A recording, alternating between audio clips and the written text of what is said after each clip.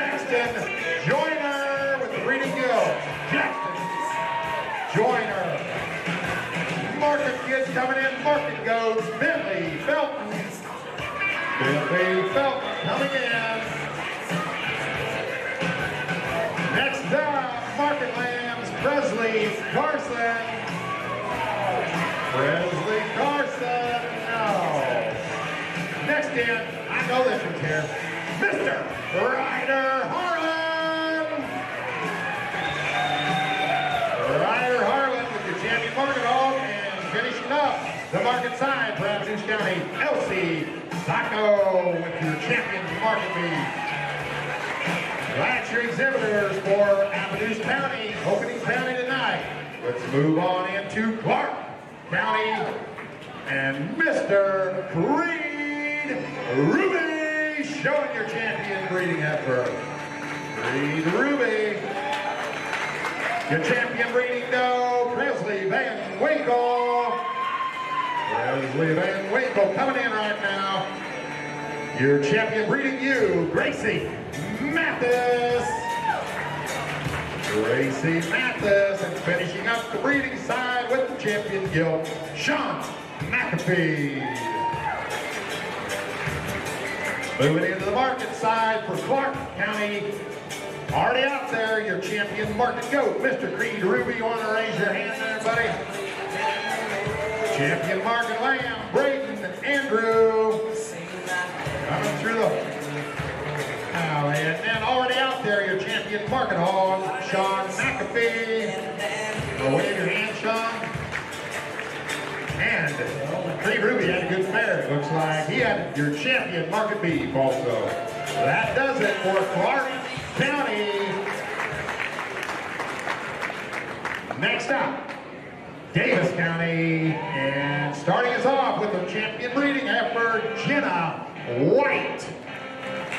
Jenna White. Your champion breeding doe going to Tucker Bish. Tucker Bish, champion breeding doe, champion breeding ewe. Landon Lynch. Champion breeding ewe. And your champion breeding Gilt. That's Lane White. Lane White, champion breeding Gilt. Market side, already out there, I believe. Champion market go, Tucker Bish. Champion market lamb, also already out there, Mr. Landon Lynch. Your champion market hog out there, also Jenna White. And your champion market beef, also already out there, Mr. Lane White. That's going to do it for Davis County tonight. Next up, Decatur County. First up, champion breeding ever, Miss Skylar Coffee. Skylar Coffee. Next in, champion breeding doe, AJ, don't call me Aji, Mendenhall. Champion breeding doe. Next up, breeding ewe, Cord Hamilton. Cord Hamilton from Decatur County, champion breeding ewe, and your champion breeding Gilt. Decatur County's finest, Braden Thomas. Braden Thomas coming through the gap right now. Moving into the market side, Grayson Newton with your champion market goat. Already out there, your champion market land, Cord Hamilton.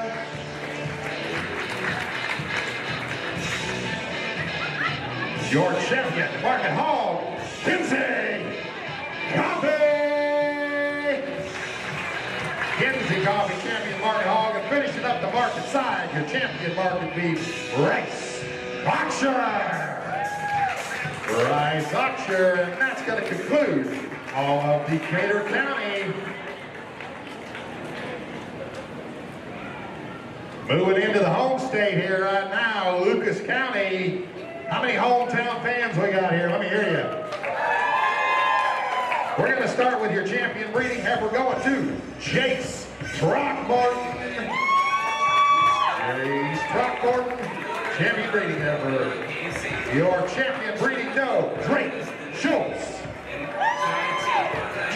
Drake Schultz, champion breeding doe. Your champion breeding ewe, Bentley Lonergan. Bentley Lonergan, champion breeding ewe, and your champion breeding Gilt, Sydney Kane. Sydney Kane. That's Lucas County's breeding side now. Moving into the market side, champion market goat, Kinsey Myers. Kinsey Myers already out there. Your champion market lamb, Drake Schultz. Already out there, your champion market hog, Sydney Kane. And finishing up with your champion market beef, that's Maya Kern. Maya Kern is concluding the Lucas County exhibitors tonight. Let's give them a big round of applause, hometown crowd. Next in, moving on to Madison County. Your champion breeding heifer at Madison County, Jackson Debbie. Jackson Debbie, champion breeding heifer. Your champion breeding doe, Brady Reynolds. Brady Reynolds, champion breeding doe. Your champion breeding ewe, Jackson Johnston. Jackson Johnson on the breeding ewe. And your champion breeding Gilt, Dale Hirsch. Dale Hirsch, champion breeding Gilt. That's your Madison County breeding side. Moving into your market side, champion market goat, Blake Reynolds. Blake Reynolds, champion market goat. Your champion market lamb, Gavin Katzer. Gavin Katzer. Your champion market hog, Wayne Hirsch. And finishing up with your champion market beef, Jackson Jones. That concludes your Madison County exhibitors. Give them a big round of applause. Moving into Mahaska.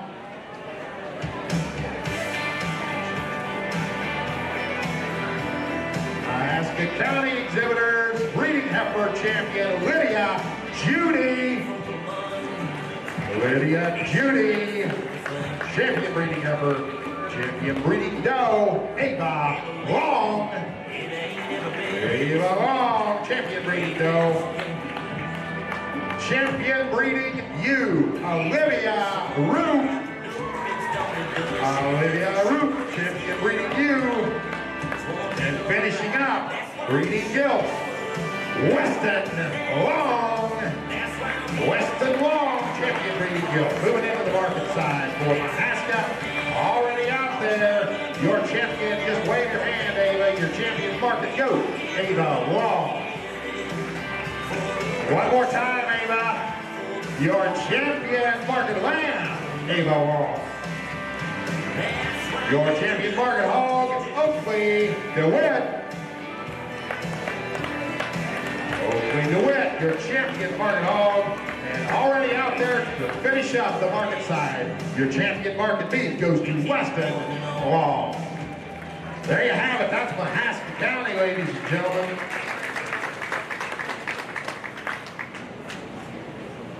We're going to move into Marion County next.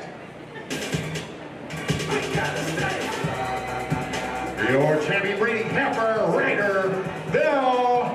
Grand entrance. I like that. Your champion breeding doe, Sarah Beth Vicious. Marion County's got it going on. Your champion breeding ewe, Silas Koenig. Silas Koenig, your champion breeding ewe, and your champion breeding deal, Kale Irving. Kale Irving. Oh, there we go. Oh, all the way. Marion County's breeding side moving into the market goes already out there. Your champion market goat, Sarah Beth Duchas. Your champion market lamb, Kennick Wright. Kennick Wright. The champion market hog, Roxy Becker. And finishing off your Maran County exhibitors with champion market beef, Zane Mullinex. Zane Mullinex, there you have it, Maran County. All right. Let's hear it from Maran County. We're moving into Monroe County. Monroe County, your champion breeding heifer, Claire Knivey.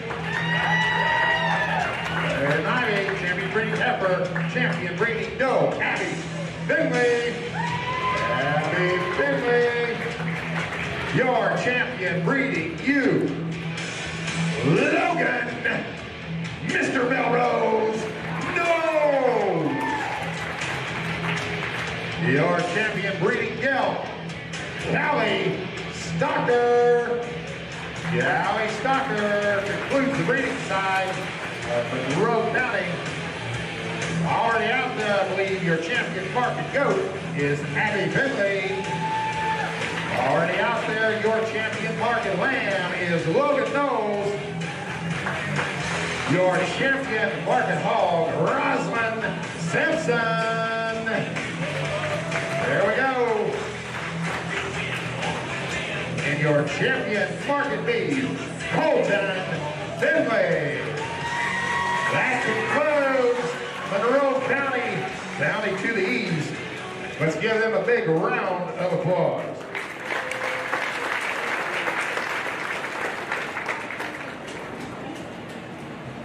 Moving into Ringold. Ringold County's champion breeding heifer, Carson Dugan. Carson Dugan, champion breeding heifer. Your champion breeding doe, Claire Ralph. Claire Ralph, champion breeding doe, champion breeding ewe, Cash Wastany. Cash Wastany, champion breeding ewe. And finishing up the breeding side, champion breeding Gilt, Cadence Shiblet. There we go, that's Ringold's breeding side. Moving to the market side, champion market goat, Claire Ralph. Champion market lamb, Carson Dugan. Your champion market hog out of Ringold County, Evan Wheeler. Evan Wheeler, and your champion market beef, Maddox, England. Maddox, England concludes the exhibitors for Ringold County tonight. Give them a big round of applause. 2 counties, 3 counties left. 2 counties left. Moving into Warren County. Warren County's own champion breeding heifer, name that goes along with the South Central Iowa Showdown. That's Miss Abby Talak. Abby Talak, champion breeding heifer, breeding does Lucas Johnson. Lucas Johnson, champion breeding doe. Also, Lucas Johnson with your champion breeding ewe. And finishing up the breeding side for Warren County, breeding Gilt, Lola Schreiber. Lola Schreiber, champion breeding Gilt. Your champion market goat, that's Hunter Chittenden. Hunter Chittenden, champion market goat. Your champion market lamb, Ryan Harriman. Ryan Harriman. Your champion market hog, Tegan Wadley. Tegan Wadley, and already out there, your champion market beef, Miss Abby Talak. Wave your hand, Abby. That does it for Warren County tonight. Let's give those exhibitors a big round of applause. And we're moving into the final county of exhibitors with the neighbors to the south, Wayne County. Bring them out, bring them out, bring them out. Your champion breeding heifer, Maverick Brown. Your champion breeding doe, Tucker Lane. Your champion breeding ewe, Kinsey Runte. And your champion breeding Gilt, Showdown. Yes, man! That's the breeding side for Wayne County. Your champion market goat, Trey. Let's go! Your champion market lamb, Marshall, is in town. Marshall Dyer! Your champion market hog, Lincoln Lincoln Bent. And the final exhibitor introduction tonight. I may be big, but my grandma Cheryl can still whip me. That's Tyson Gretzka. Tyson Gretzka. Let's hear it for Wayne County's exhibitor tonight. If you will, please, right now, everyone stand. And remove your headgear. I've got a young lady named McDonough, and she's going to sing the national anthem for us.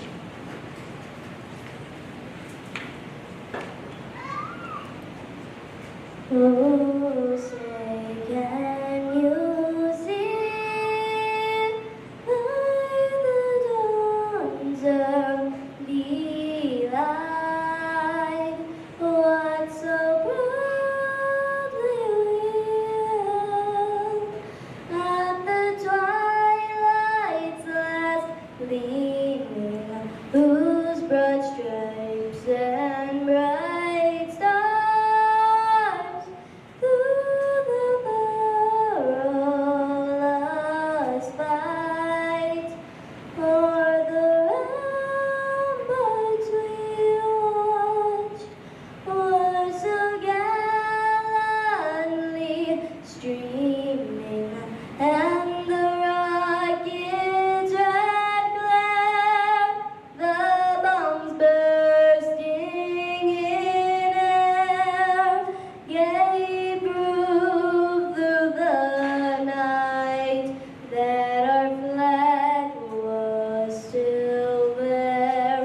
Oh, say does that star-spangled banner yet wave o'er the land of the brave and the home of the brave?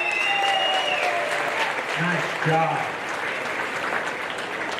All right, ladies and gentlemen, we're going to dismiss the exhibitors, is that right? Dismiss the exhibitors, come back to your projects. We're going to be starting in about less than 10 minutes, it looks like.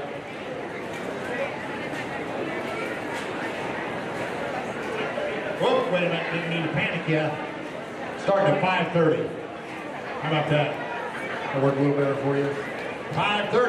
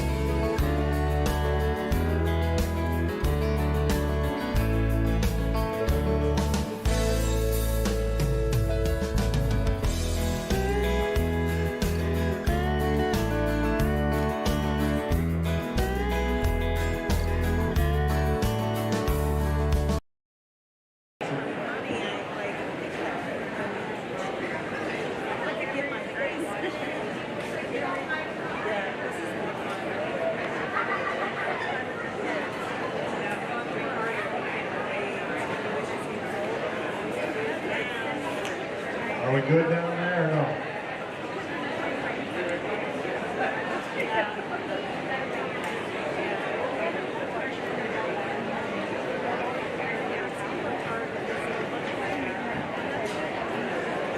Are we good? Can you see?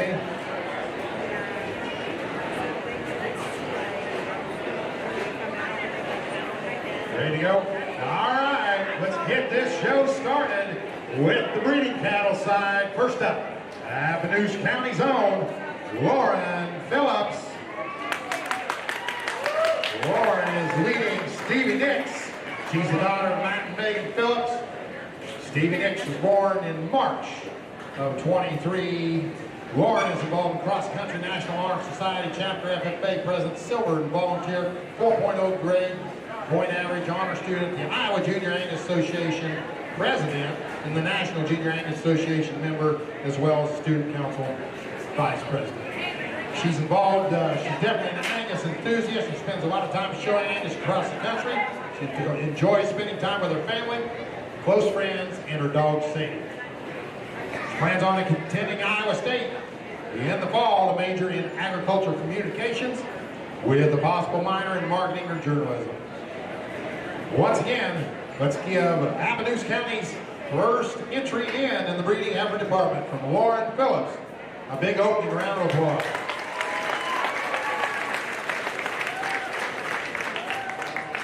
Next in, representing Clark County, that's Mr. Creed Ruby. Creed is leading Queen. He's the son of Nate and Leslie Ruby. Queen is a fall of 2022 heifer. Creed is a member of the Osceola Go-Getters 4-H Club, the Iowa Junior Simmental Association, and the American Junior Simmental Association, and attends Murray High School, where he's active with football, basketball, and baseball. He loves working on the ranch, taking care of livestock, chasing his brother Parker around, spending time with family and friends. He plans on exhibiting Queen at the Iowa State Fair and Exhibitor. Plans to further his education at an ag school and become a livestock judge. His heifer is a bred known. He wants to thank everyone that has helped him get here. One more time, let's give Mr. Creed Ruby from Clark County a big round of applause.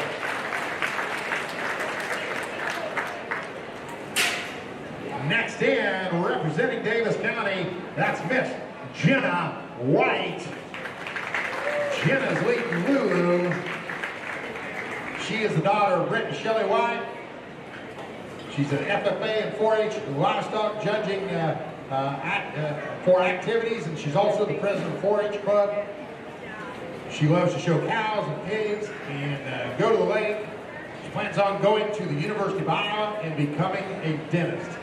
She wants to thank Brady and Mom and Dad, and shout out to the Hawkins family and all of her support in getting here. Once again, in the ring right now, representing Davis County, that's Jenna White.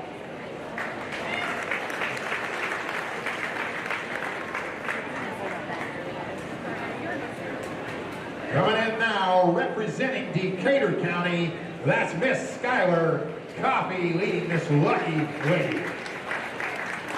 Skylar is the daughter of Scott and Leanne Coffey. She has been active in 4-H FFA. She's on the FFA officer team. She loves the livestock judge, National Honor Society class officer, Iowa Junior Beef Breeds Association, and the Maine Anjou Association. She likes working with livestock, helping her parents and her sister on the farm, going to livestock shows, and spending time with friends and family. She plans to show her heifer at the Iowa State Fair and all the fall majors, and also attend Iowa State University this fall to major in animal science. She'd like to thank her parents, Brett Lear, and the Crawl family for all their help and support. Once again, you're looking at Decatur County's representative there. That's Miss Skylar Coffey.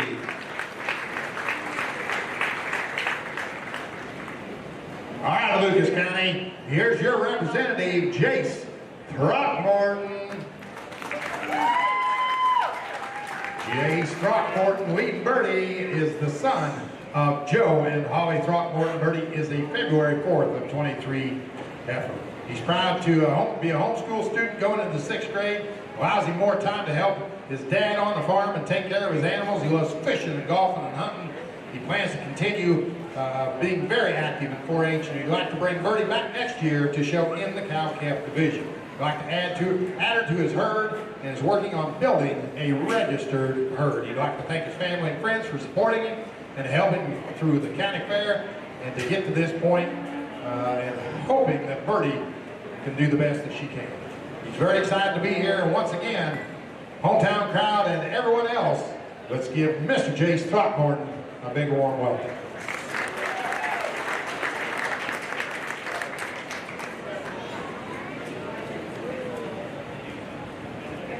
Next up, coming out of Madison County, that's Jackson Deppy.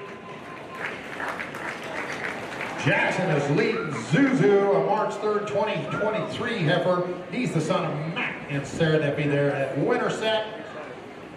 At school, Jackson's involved in junior high, FFA, basketball, football, and track. He's a member of the Madison County 4-H program, and in addition to showing cattle, he also has interest in animal science and vet science. He finds lots of interest in all the meat animal species through his participation in livestock judging and other events. Jackson has strong interest in livestock, specifically cattle, spends many hours working in the barn. Outside of raising and showing cattle, Jackson enjoys basketball and competes on the travel team outside of his school. The cyclone through and through, Jackson's long-term plans are to attend Iowa State and major in ag business and animal science. Jackson has 3 sisters and would like to thank his family and friends for their support and his interest and responsibilities throughout this year. Once again, that's Jackson Deppy, Madison County's representative. Next up, representing Mahaska County, Lydia Judy. Lydia Judy leading Darcy. Darcy is an April 28th baby. Lydia is the daughter of Tom and Molly Judy. For their time in high school, she was a cheerleader, active in FFA, serving as an officer. She enjoys hanging out with family and friends. Also raise and break horses, which they sell at Iowa Ranch Horse and the American Quarter Horse Association shows. She plans to attend Kirkwood Community College in the fall for ag business and then transfer to a 4-year institution. She plans to show through the fall and then add her to her cow herd at home. She'd like to thank everyone who has supported her and helped get her to where she is, especially her brother Luke, for pushing her to become the best person and showman that she can. Once again, that's Mahaska County's Lydia Judy.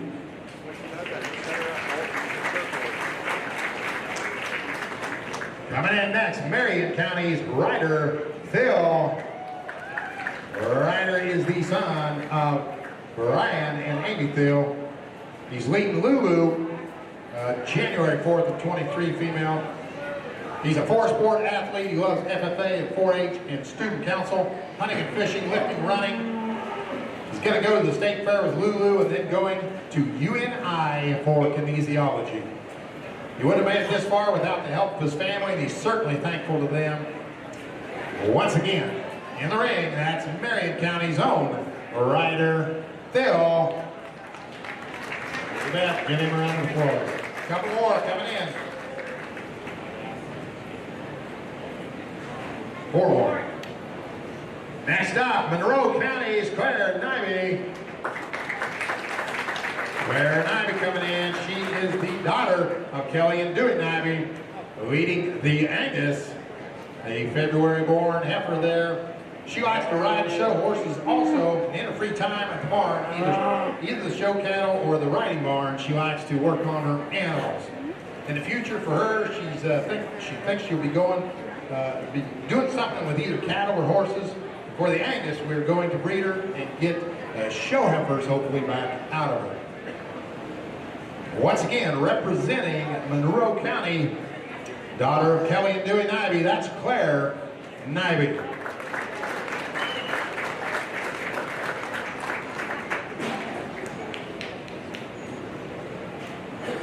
Coming in now, representing Ringold County, Carson Dugan.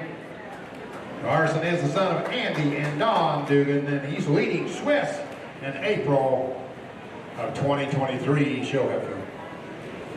He's been active in 4-H and FFA. He loves to work with his animals. He's going to take her on to the Iowa State Fair, which is going to be here before you know it. He'd like to thank his parents and his brother Cade for all their help at home. Once again, landing in the middle of the ring for Ringold County, that's Carson Dugan. 2 more left. Coming in now, Warren County's representative, that's Abby Tavok. Abby Tavok is the daughter of Barry and Amy. She's showing Margot on March 16th of 2023 heifer. Abby's been active in 4-H FFA, Iowa Junior Beef Breeds, Iowa Junior Maine Angio Association. She loves golfing, boating, hanging out with her family and friends. She plans on attending Iowa State, majoring in ag studies, and continuing to show Margot at shows this fall and winter. Thank you for the show. Thank you to the Showdown Committee for all they do for making this event possible. Once again, representing Warren County, that is Abby Tavok.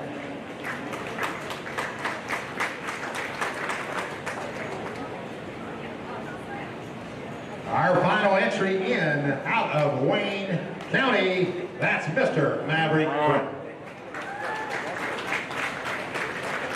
Maverick is the son of Chris and Stacy Brown. He's showing Peaches. She's a March 10th of 2023 breeding female. He's been active in FFA and livestock judging, farming, and spending time with his friends is what he likes to do.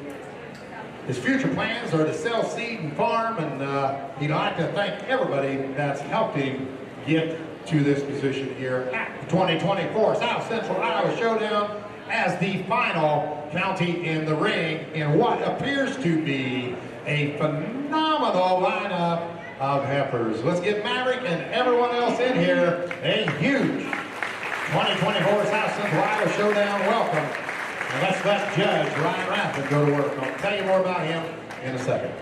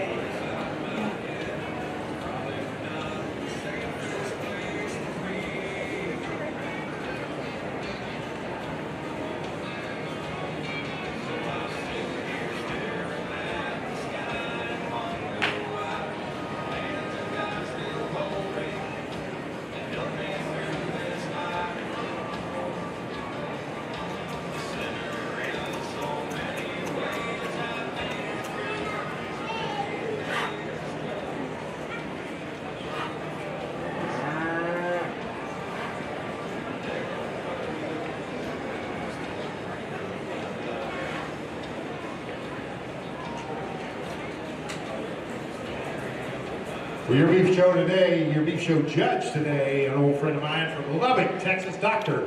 Ryan Rathman. Married to his wife, Kayla, has 3 daughters, Kinley, Carly, 2 daughters, Kinley and Carly. He's the associate professor in the Department of Animal and Food Sciences there at Texas Tech University. He has coached 9 national champion livestock judging teams. He's judged over 400 shows in 40+ states, including judging the steers the past 2 years at the Iowa State Fair. Well, you're certainly glad. I know he's judged the Iowa Beef Expo too, and like he says here, over 400 shows. We're certainly glad he hopped on a plane about 3:30 this morning there, and actually unusually got here. Seems like flying has been a challenge lately, but let's give a big, warm South Central Iowa Showdown welcome to Dr. Ryan Rathman. Thanks, old buddy, for showing up and doing a great job, I'm sure.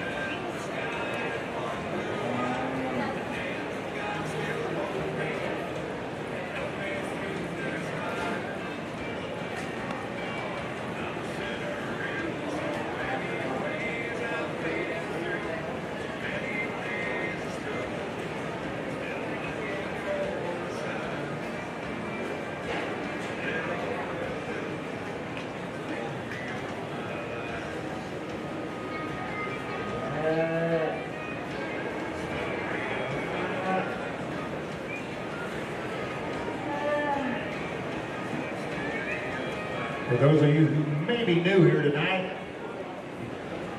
this event starts with all 4 species of the breeding side and then progresses on into the same 4 species on the market side, starting and then culminating both with the beef.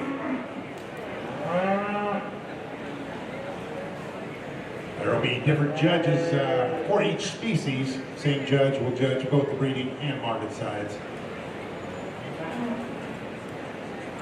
While one judge is out here judging the species, his species, the other 3 judges will be selecting your showmanship winners of the night.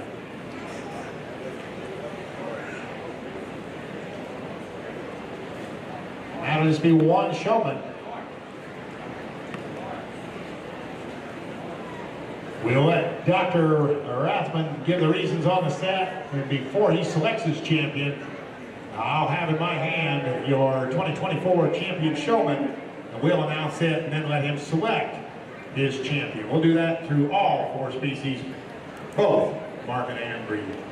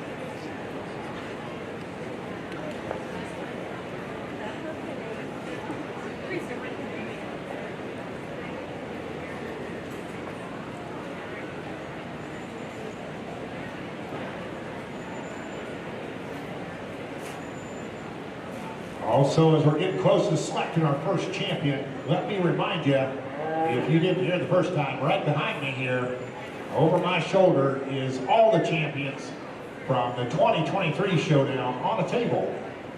Table and a couple chairs, I believe. Take a look at it as you're walking by, because it's going to be auctioned off right before the champion steer selection tonight. And it is way, way cool. Okay? If you had a champion from last year, or if you didn't, either way, all the money goes to this event.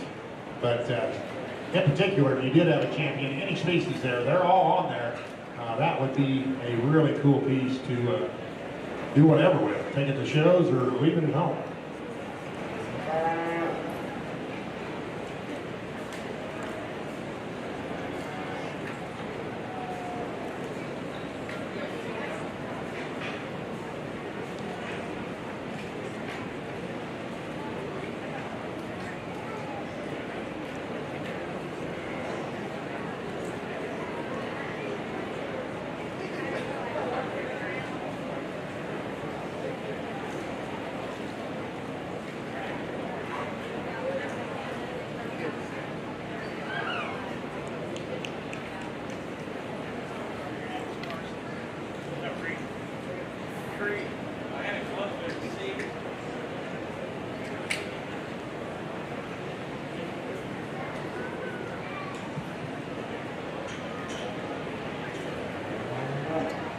All right, hey, good evening, everybody. It's a real pleasure to be with y'all here in South Central Iowa.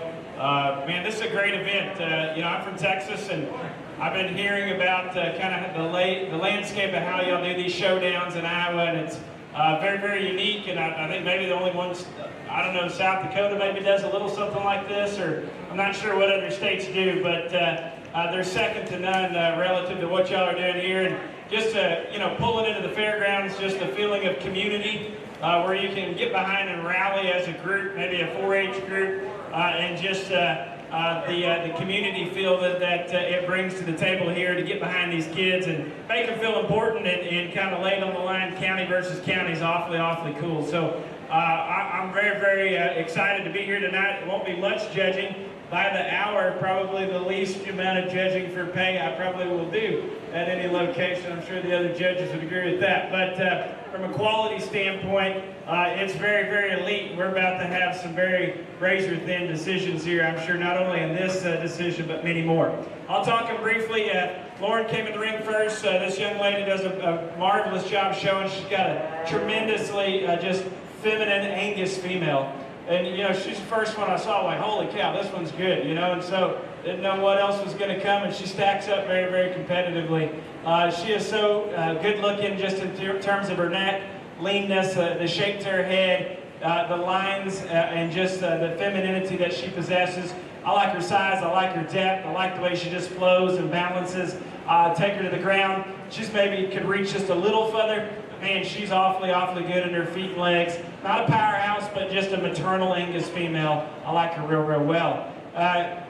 Creed came in here next. This young man's working on his bicep muscles with this heifer. Her head weighs about 200 pounds, I think. Hey, she's a cow, right? We talk about this one being so feminine. Not that she doesn't look like a lady, but she does it with more power. Just tremendous spring of rib, tremendous dimension, big, stout, heavy hind leg. A full-born, probably the oldest heifer out here that's going to calve right at 2 years of age of Creed, so good work reproductively there. And if we had to change her anywhere, you know, she's maybe got a little bit more chub working her brisket. She enjoys the feed. But other than that, I think she's going to make a tremendous cow for Creed there. The next young lady brought us a tremendously good-looking foundation semi. I think is what she told me. And so this white flanked heifer, a little more frame, a little more length, extremely long hip, really square made right there. I love her from that angle, really deep-sided to accommodate that extra frame. Takes a good stride from behind. I like this heifer a great, great deal. You ought to be real, real proud of her. If I had to pick on her anywhere, she maybe opens just a little bit in terms of her shoulder, in terms of the way she sets it down right there at the ground. Oh, that's a beautiful heifer right there. I'm sure you're very, very proud of her. Then we kind of roll in another one that's a very, very different kind of a heifer out here that to me is very strongly in the mix. This heifer right here is a high mane, and she is built like one. This female is so tremendously powerful. When you get them behind her, maybe just part for part, the most powerful female out here just in terms of the description to her rib cage, the roll and turn, the dimension from hooks to pins. She's got big feet underneath her. I like her size for a main female. I think she balances very, very good. You know, you can say, well, she got a little bit of shoulder, but she's a main, and relative to her rear end, I think it matches up very, very nicely. So, you know, it just depends on what speed you want, right? If you want power, then this is a female y'all are going to really like. If you say, no, I like them just a little more chiseled out, a little bit flatter shouldered, a little neater made, to each their own, right? So we'll make that call here in a second. The young man back here did a really nice job, got a nice heifer. It's very functional, very practical in her size and her depth, and structurally, I think one that's built to last. She's maybe just a little plainer in terms of her chest and her hind leg, but nothing majorly wrong with that female. One that I think that young man will add to his herd, and will be a very positive addition. Young man out here, Jackson's got the heifer on the end, an Angus female that certainly is in the mix for me out here. This female is so extraordinarily good in her rib cage. Just for Angus heifer, she is just so dense. I think even past her show career, she'll be one that just holds her condition very, very easily, because there's something to that heifer. You get it behind her, she's really powerful.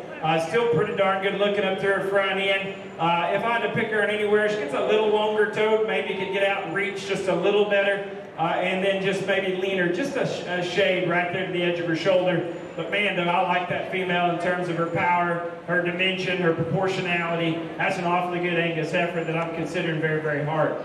We roll over to this side, and we've got a young lady that brought us a semi, right? No, main Angus. Now I've asked you that twice. I don't know why it's not sticking with me. This main Angus female here is one that super refined, deep, and just from every angle you look at her, everything blends so neatly, right? She's maybe not as powerful as a few options out here, and that's why I say a person has to kind of make a decision on what kind of make and model that they want. But that female there has got just a tremendously ladylike look to her here from the side. Then we're rolling around another female here that's awfully, awfully good. She is one that's got such a big turn to the base of her rib cage, big square hip, long skinny neck. One that maybe gets just a little bit piecey in terms of her structure. I could maybe see her just a shade more pliable. But again, we're talking about a heifer that's way above average in terms of how sound we need. And that's an awfully good heifer there, young man. Very, very impressed with her. We roll around an Angus heifer right here the young lady brought in, and she's sure blessed with a good hair coat for an Angus heifer in the middle of the summer. Young lady's done a nice job taking care of that. Claire, I love your heifer in terms of just stepping back off her when she first came in. Just the extreme birdiness, the extreme sweep to her rib cage, the length of body, the length of hip, and length of neck in this female, for still being realistic in her cow size, excites me a lot. I love the bend and curvature to her hind leg. She is so loose and pliable when we get out of motion. Sometimes she'll even knuckle up, which I say is a good thing in terms of just how mobile she is off both ends of her skeleton. There's a lot of pliability there. One thing I really like about your heifer is the spacing to her teats.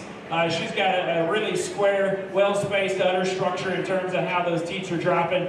You know, she, in terms of picking on her anywhere, she maybe have a little more pone fat, I guess, but she's got the hair coat to kind of disguise it. You get it behind her, I think there's some real genuineness to that female. I like her very, very well. The next heifer here, the young man's got the shriek face heifer. One that, man, you talk about one that could raise some intensely powerful, just cool looking, kind of clubby made cattle. That heifer right there, I don't know what your intentions are in terms of breeding her. She almost looks like maybe her most value would be, you know, putting a straw of club calf semen in her and really trying to generate something that's got the same kind of power and just a cocky look that she's got. That female there is rounder ribbed than probably she is that just super deep sweeping rib cage. That female there, I think, still blends her blade on her body very, very well for the amount of power that that female possesses.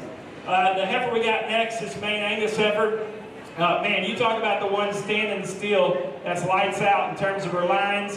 I love her height of shoulder relative to the height of her tail head. That female, I just don't think you could draw one up any better there from the side.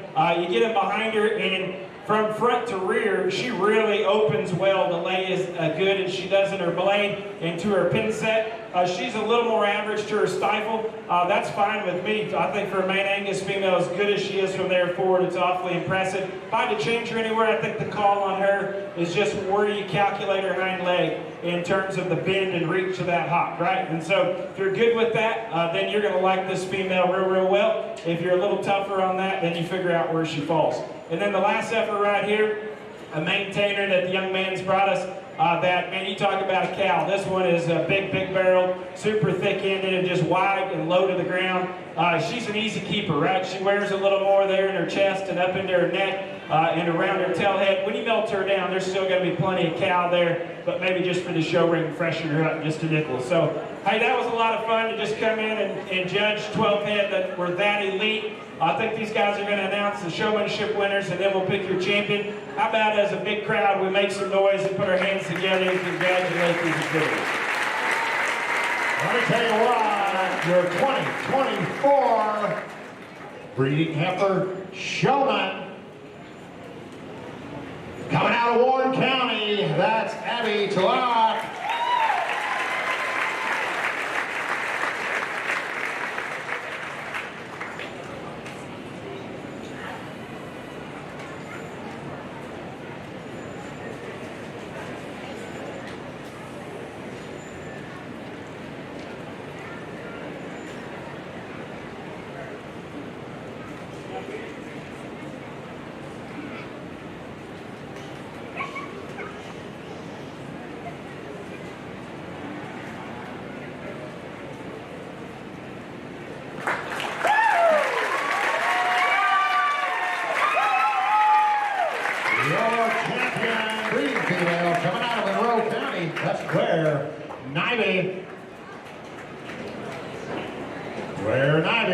Maran County strikes first.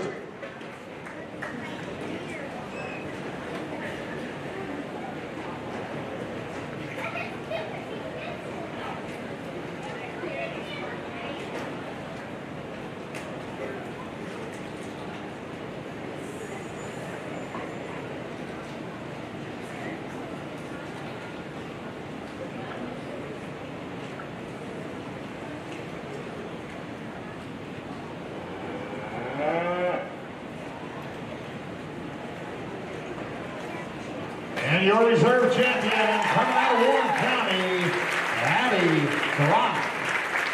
Once again, Monroe County with your champion, that's Claire Nivey. Your reserve, Abby Talak, Warren County. Thank you, Dr. Ryan Rathman. We'll be rolling into the breeding does here just as soon as we clear the ring.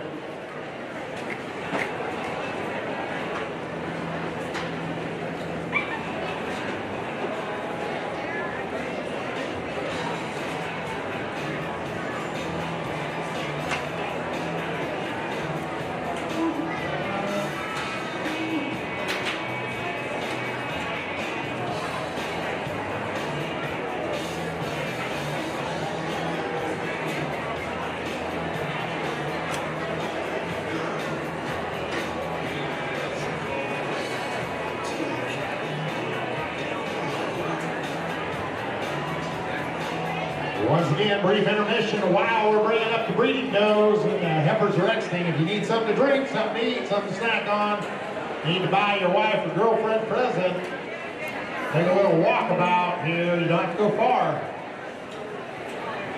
Mr. Sean Garner is getting warmed up. Ready for the breeding does show. We're good? Well, I guess we're good right now, Sean. You good? You betcha. All right, first in the ring in the breeding doe show, that's Bentley Felton representing at Mahaska County, Bentley's leading Ariat. He is the son of Andrew and Molly Felton. Been active in 4-H, student council basketball and football. Loves showing goats and sheep, working on the farm and fishing and hunting. Bishop Bentley wants to be a farmer and raise Showdown. Simple as that. Once again, representing Mahaska County in the breeding doe show, that's Bentley Felton. Next up, representing Clark County, that's Presley Van Winkle. Presley Van Winkle, daughter of Brandon and Sherry Van Winkle's leading Bad B. She's been active in softball, travel, and Murray varsity, FFA, 4-H, and WHS. When not playing softball, she loves to spend time at the barn working on her animals, from helping her siblings with their pigs, and also working some sale kits. She plans on attending college, becoming an embryologist.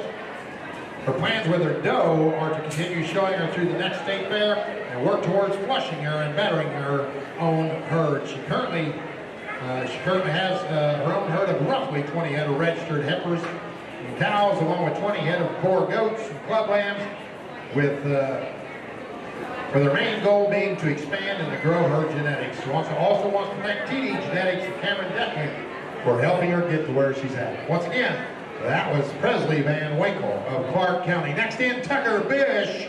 Tucker Bish representing Davis County. Tucker is the son of Brandon and Lori Bish. He's leading Kim. He's been active in football, basketball, golf, 4-H, and FFA. He loves to play sports, raise goats, and hang out with his buddies. Plans on attending college for production or business and continue to raise goats. Big thank you to his parents, his brother, and his extended show family. Once again, that's Davis County's representative, Tucker Bish.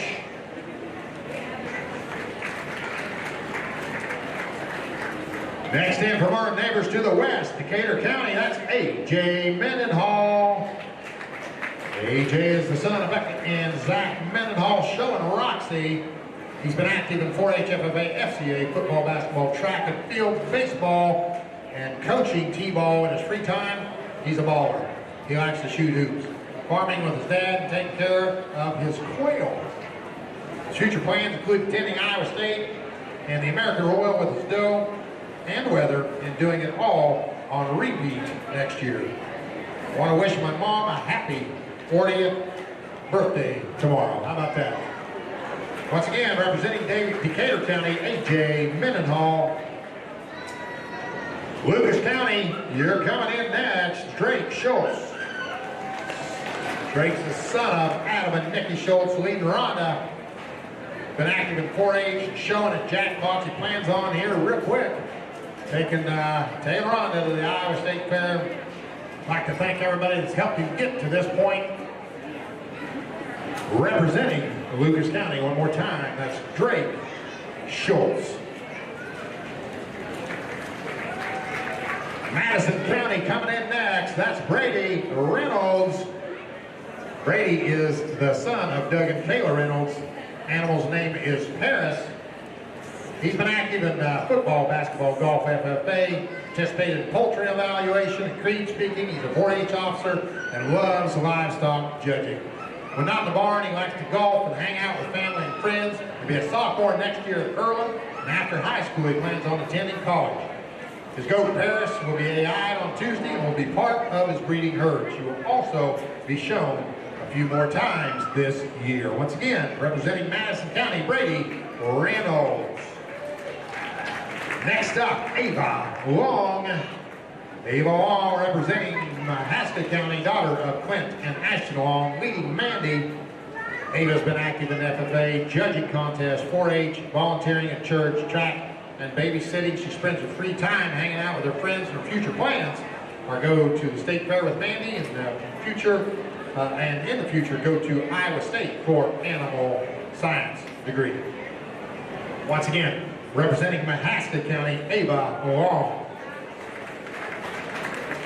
Next up in the breeding doe show, representing Marion County, that's Sarah Beth Deschas. She's the daughter of Peter and Kelly Deschas. She's leading Cookie Googleman. What a name. She's been active in 4-H and FFA and cheerleading. Cookie and her enjoy long walks on the beach, watching the sunset while sipping Shirley Temples. She plans on studying nursing and attending University of Iowa to become a nurse anesthesiologist. She wants to give a shout out to her dad, running on 2 hours of sleep and Mountain Dew, Diet Mountain Dew, and a drink. So once again, welcome Maran County's entry for tonight in the Breeding Doe Show, Sarah Beth Deschutes.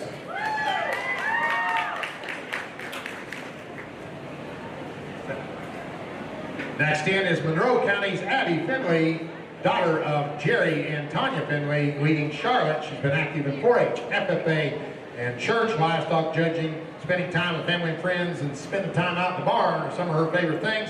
She plans on showing at the Iowa State Fair coming up here shortly. Once again, that's Monroe County's Abby Finley. Next up, Ringold Claire Ralph. Claire is the daughter of Matt and Katie Ralph, leading Coco. She's been active in FFA, basketball, volleyball, track, softball. She loves going to the lake, spending time with family and friends. Plans on finishing high school and then going on to college. And she'd like to thank everybody for helping her and Coco to get to this point. Once again, representing Ringold County, that's Claire Ralph. Two left here. Warren County's representative, that's Lucas Johnson. Lucas is the son of Kelly Johnson and Eric Johnson. He's leading Shakira. He's been active in the FFA and 4-H, working with animals, and shopping is what he loves to spend free time doing. He's going to DMAC for business management, and he's going to be showing here shortly at the Iowa State Fair. Once again, coming out of Warren County, that's Lucas Johnson.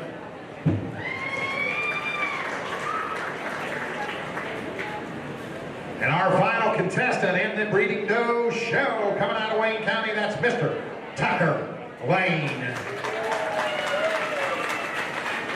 Tucker is the son of Justin and Jenna Lane. He's involved in football, wrestling, 4-H at church. He loves showing livestock, playing sports. He'll be in the 7th grade at Wayne and hopes that June raises him some show stock. Tucker wants to thank all the people who helped him get to this point. And that's the final contestant in the Breeding Doe Show tonight. Representing Wayne, Tucker Lane. And let's give all of these contestants tonight a big warm 2024 South Central Iowa Showdown welcome.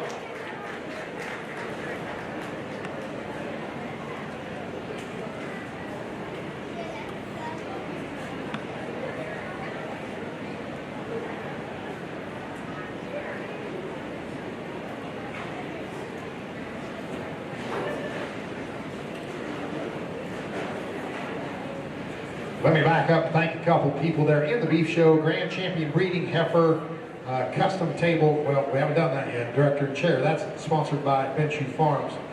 The Grand Champion Breeding Heifer banner. Thank you to Crawl Show Cattle. Reserve Champion Breeding Heifer banner, Tyler Jones. Thank you bunch.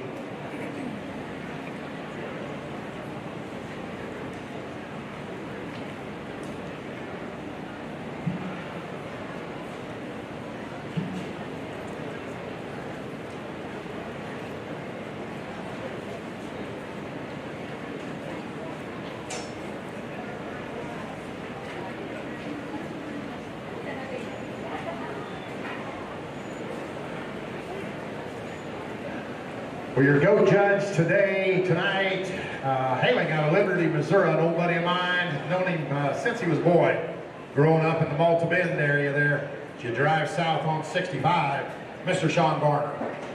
Let's give Sean a big round of applause. Certainly no stranger to most of you. He's married to Alicia. He's a graduate of Northwest Missouri State University, has his animal science degree there. While attending there, he was also a member of the livestock judging team. He's currently a seed representative for Golden Harvest Seed. He's judged many species of livestock, from jackpot shows to county fairs to state fairs to national level shows. And he's just a pretty handy guy to have around. Always does an awesome job. He's always good with the kids. And let's give him a big South Central Iowa Showdown. Thank you for coming up here tonight, Mr. Sean Barner.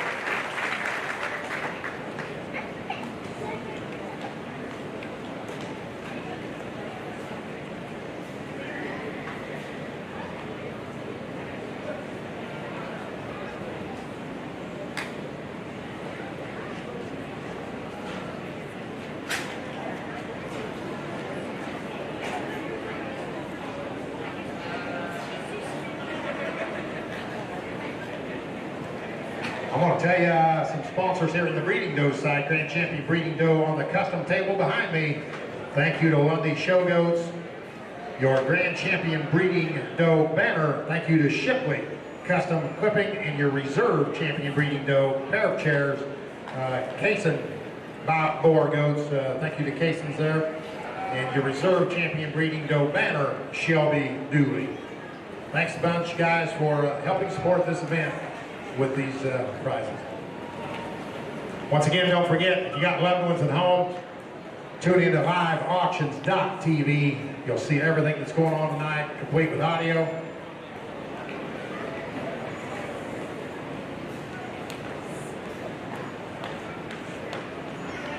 Breeding lambs, if you can hear me, you need to be making your way to the arena. Breeding lambs.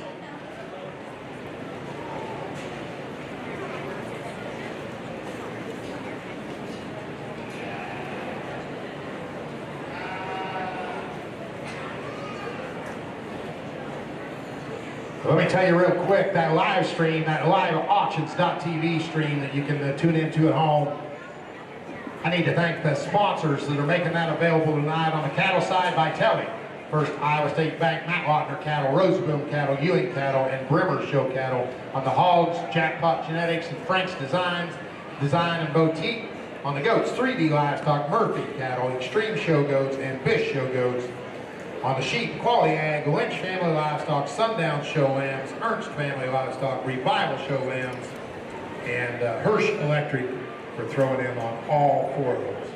Once again, liveauctions.tv. Head on over there. And, if you're not here tonight, it'll be on all night.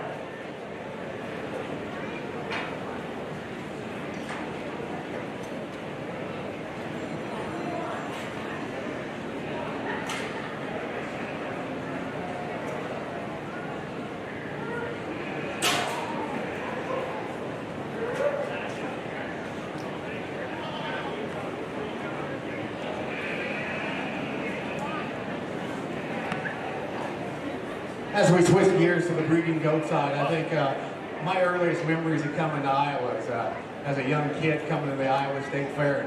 And from that point forward, I mean, when you come to Iowa, you're not disappointed on a little bit of wow factor. And I think when we get here tonight, I think these different counties, these individuals, they brought a little bit more wow factor here to this showdown. I'll take a second and I'll talk all these individuals. I'll start with this young man here. I think when we compare these individuals amongst each other, I think we see some differences in type and shape. This young man's bringing us one that's very fresh and youthful. I think when we compare this one against some of the others, maybe this one gets a little narrower in that stance up through that front end. We need this one maybe just a little bit wider through that chest floor, and go ahead and complement that with through that rib shape. She gets a little flatter made into that rib shape. You like how shallow she stays in that body makeup. Here's one that's level from the top of her shoulder, clear back to that tail setting. You appreciate that about this one. One that comes out next here, I think when we look at that one, we love the bone work and foot size and that particular female. Here's one that's wide up through that chest floor. That shoulder sets in there very neat. It complements the way it ties into that chest floor. She opens up into that forerib really nice and neat. That center body has that proper round shape to it. She stays shallow enough in that body makeup. You get your hands on her. She's wide over the top of her shoulders, carries that width clear over that loin edge, very level as she comes out the backside of her britches. If I could change her ever so slightly, I'd like to extend her in her body length ever so slightly. She comes to us a little bit more compact. This one here, when that young man gets her head out of the top of her shoulders, a very extended neck type of an individual. Here's one that's still fresh and youthful. You look at her from her side profile. Here's one that goes ahead and blends in from the point of her shoulder here again to that center body. You get behind her, a bigger ended type of an individual. I think as we view her in comparison to some of the others, maybe one that wants to get just a little bit easier right behind those shoulders. Need her to go ahead and tie in and balance out with just a little bit more length in that aspect. The black Cape goat that comes out next here, an extremely long-sided individual here for this young man. He's done a good job fitting this goat. Here's one that's good and proper in her underline. Level from her chest board, clear back to that rear flank. She balances out with maybe just a little bit more ideal length. She's good and tucked into that shoulder region. I think when you get right up on her, she loses some of that pop across that rib cage. Like to see just a little bit more positive expansion, a little bit more internal dimension in that individual. We get one here that's a big bone individual. We put these things in motion. I think this is where this one excels just a little bit. Here's one that stays more near to level when we talk about how she handles her top line and comes out the backside of her hip. She's very shallow in her body makeup. I think when this young man gets her step here, here's one that gives you that good outline and read from that side profile. You'll appreciate that. I think when we talk about this one here, she comes at you with just a little bit more width and authority. I think when we talk about foot size, bone work, this one gives you that added foot size and bone work and goes ahead and gives you that massive look through the center portion of the body. I handled each one of these. This one opens up very wide over the top, big and full over that rack. She gives you that maternal look from that side profile. You like that proper later or horn setting, just one that complements herself from front to rear. Young lady's goat that comes in next, one that's powerfully shaped individual. We talk about muscle and shape. You're not disappointed here. She's squarely built. She's uniform in overall angles and size. Extended out through that neck here again. Here's one when she gets out and moves, goes ahead and has plenty of cushion on both ends of her skeleton, moves out with that athleticism. The young lady's goat that comes out next, definitely another one of those big-footed individuals, one that comes at you with just a little bit more width and authority. I think when we look at her, I think she's very uniquely designed from that chest forward to that rear flank. She's deep into that rear flank, but it goes ahead and complements her body shape. Here's one that just flows from part to part very nicely. We get to this doe here, another one that comes at you with that width. I think when we get her in motion, maybe doesn't handle herself quite as nicely. Young lady does a good job showing that individual. One that maybe gets a little plainer in the way she's designed out the backside of her bridges, gets just a little steeper, a little frailer made on tone in terms of bone work, a little smaller footed. Young lady does a good job getting that one shown. Here's one that just gets a little plainer as she transitions from her shoulder into that chest forward, gets a little plainer or bolder down through that lower chest forward. Like to refine her in that aspect ever so slightly. Here's one, what you see is what you get. Some of these have maybe just a little better hair coat. This one here maybe just a little flatter in her hair coat, but here's another one of those that balances out. I think when we put her in motion, at times she gets maybe just a little plainer in the way she handles herself at the top side of her shoulders. We like to see her move out with that with just a little bit more attractiveness. Maybe one that gets just a little bit plainer down through that lower chest forward. The young man that winds us out here, extremely long-sided individual that doesn't lose that internal dimension. I read this doe, maybe getting just a little easy right behind her shoulders, loses some of that balance and transition as we get into that top line. Let's give all these young people a round of applause for a job well done. Well, before Sean Varner selects your champion breeding doe, how about announcing that out of Clark County goes the Showmanship Award, Miss Presley Van Winkle. Congratulations, Clark County and Presley Van Winkle.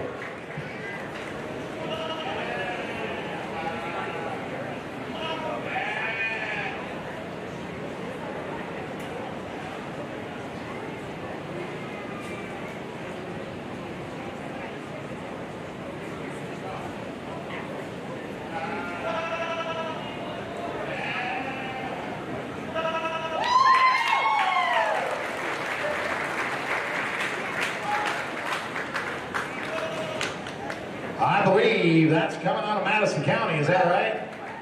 That's Brady Reynolds with your champion breeding doe.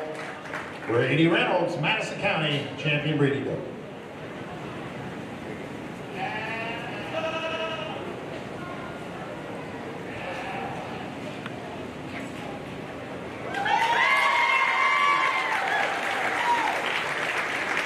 Your reserve champion coming out of Maran County, that's Sarabeth Decius. Sarabeth Decius with your reserve champion, Brady Reynolds, Madison County, with your champion. Showmanship going to Clark County, Presley Van Winkle.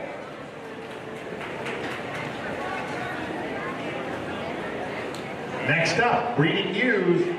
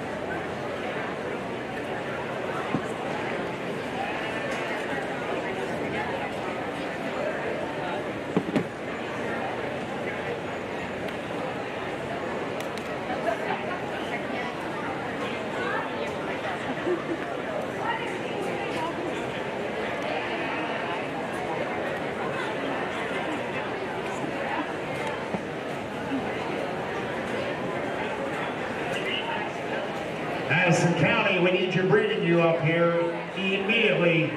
Madison County.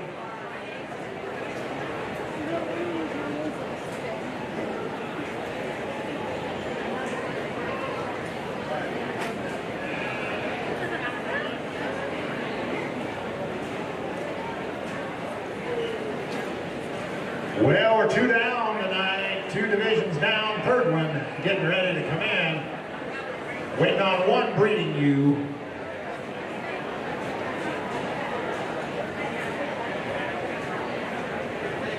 Waiting on one breeding ewe, and then we'll be starting tonight's third division. How's the sound on this level right now? We turned it up a little bit. Is it too loud? How about way down there? We okay? Check mic 2, mic 2. You guys good with that? Great.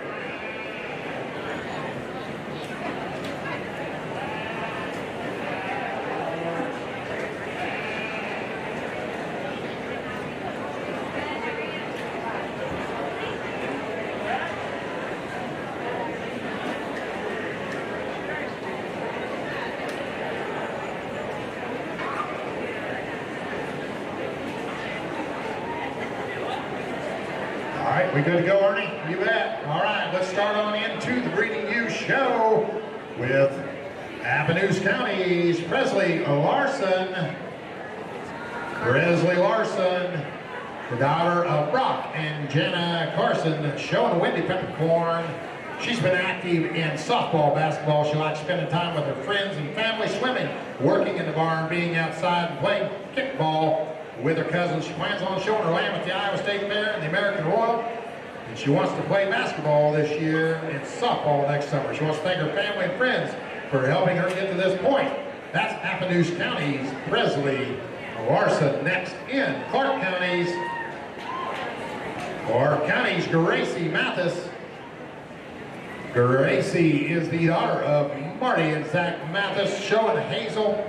She's involved in softball, volleyball, 4-H and FA. Spends her spare time with travel softball and with her animals there in the barn. Her future plans are to attend nursing school and to get her RN. Future plans for Hazel are to take her to Iowa State Fair and then to the American Royal and then add her to her breeding program. Once again, that's Clark County's own Gracie Mathis.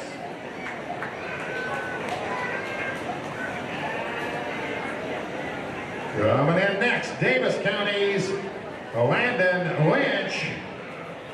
Landon is the son of Lincoln and Josie Lynch, showing Maddie. Landon's involved in 4-H football, golf, basketball, track, and archery. He's an auctioneer for Lynch Boys Auction Service and loves helping with benefit auctions. In his free time, he enjoys fishing, being outdoors, and being in the barn with his animals.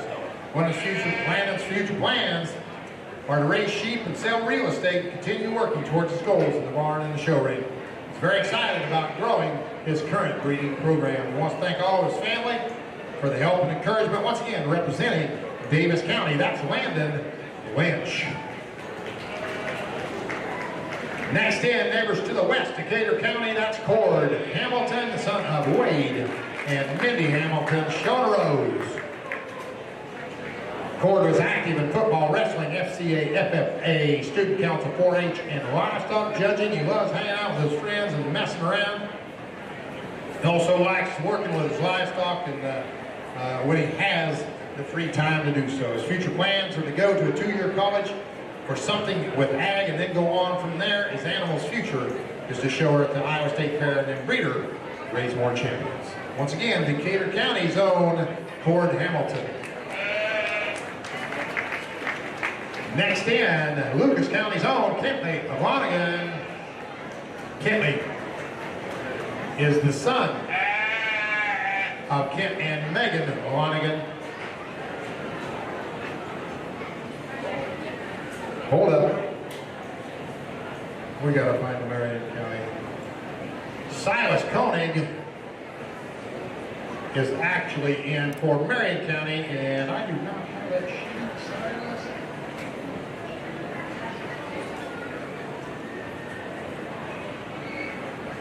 Silas, we'll find that. Right here we go. We got it. Silas is the son of Michael and Jenny Koenig there, Maran County, and he is showing Caitlin Clark.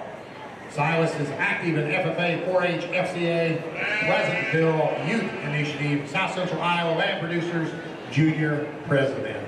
He plans on attending DMAC to study ag business, and he loves fitness stock and hanging out with his friends. Once again, sorry about that, Silas.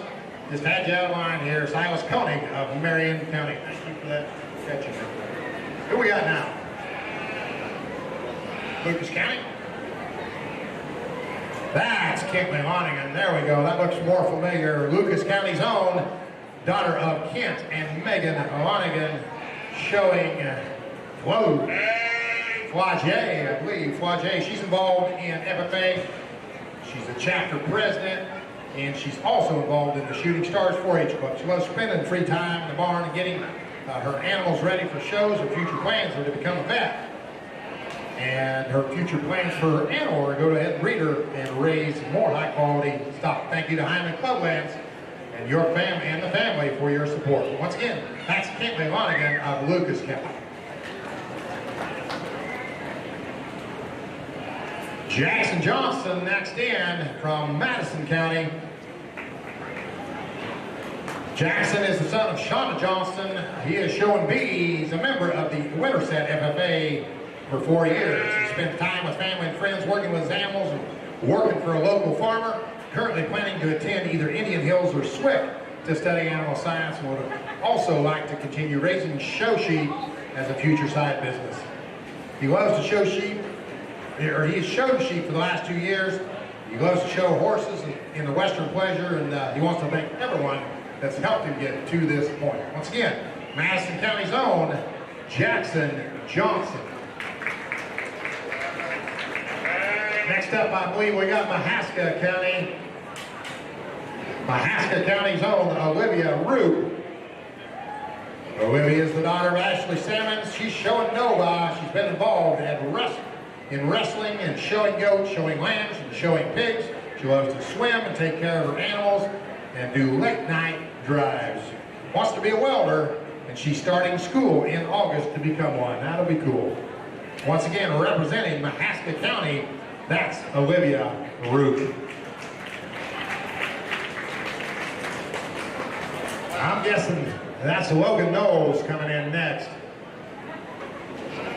Logan Knowles representing Monroe County. Logan is the son of Joe and Carrie Knowles. Logan also goes by the title, The Legend. He is active in trap shooting, Melrose Major 4-H Club, 4-H Youth Council. Shooting gun, fast cars, and wild women is what the legend likes. He runs a lawn care business, and he's super thankful for the rain we've had. That's good for business, isn't it, Logan? Spending time in the barn working on kids and lambs is what he loves to do in his spare time, and he plans on going to the state fair. Thanks to Hyman Showlands and all his family and friends. Sincerely, the legend, Logan Knowles. Next up, Ringold County's own Cash Wastany. Cash Wastany is the son of Brent and Carrie Wastany. Showing Cardi B. Been involved in football, Ringold Ranchers 4-H Club, FFA, and track. Loves to farm and show. His future plans are to continue farming. We need more of those. Once again, representing Ringold is Mr. Cash Wastany.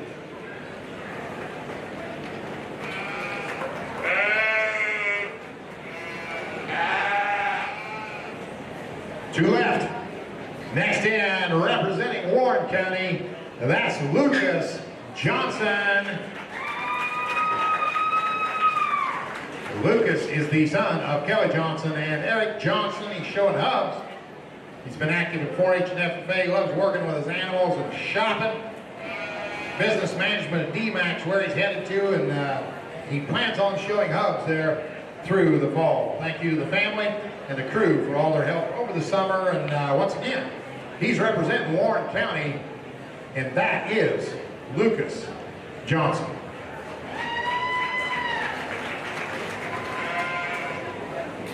Final entry in, representing the county to the south, Wayne County, that's Kinsey Brunny. Kinsey Brunny is the daughter of Tim and Mindy Brunny. She's showing Josie. She's been active in track, cross country, 4-H, and student council. She loves showing sheep, running, and baking. She plans on showing at the Iowa State Fair here shortly. She'd like to thank everyone in her crew for helping her get to this point. Once again, that's the final entry tonight in the Breeding U show. Representing the county to the south, Wayne County, Kinsey Prunty.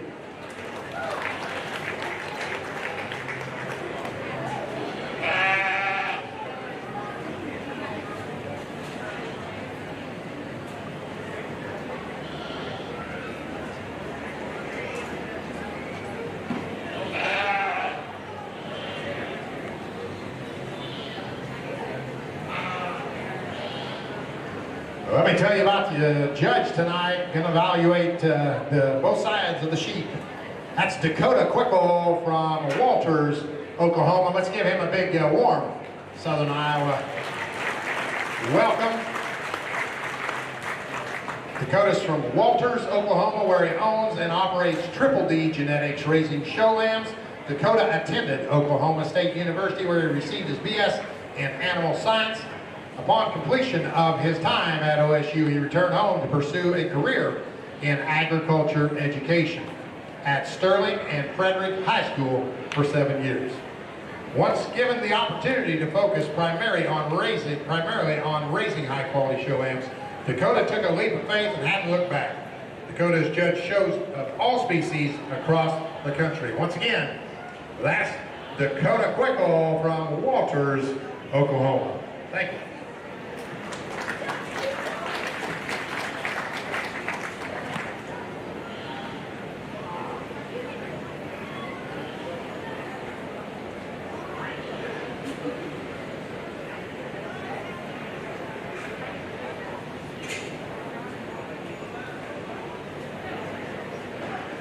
Let's give a big thank you to the Grand Champion Breeding U custom table and director chair set. That's Middlesworth Club Lambs. Reserve Champion Breeding U pair of chairs, Revival Show Stock. The Grand Champion Breeding U banner, Chambers Livestock. And Reserve Champion Breeding U banner, Hild Brothers Show Stock.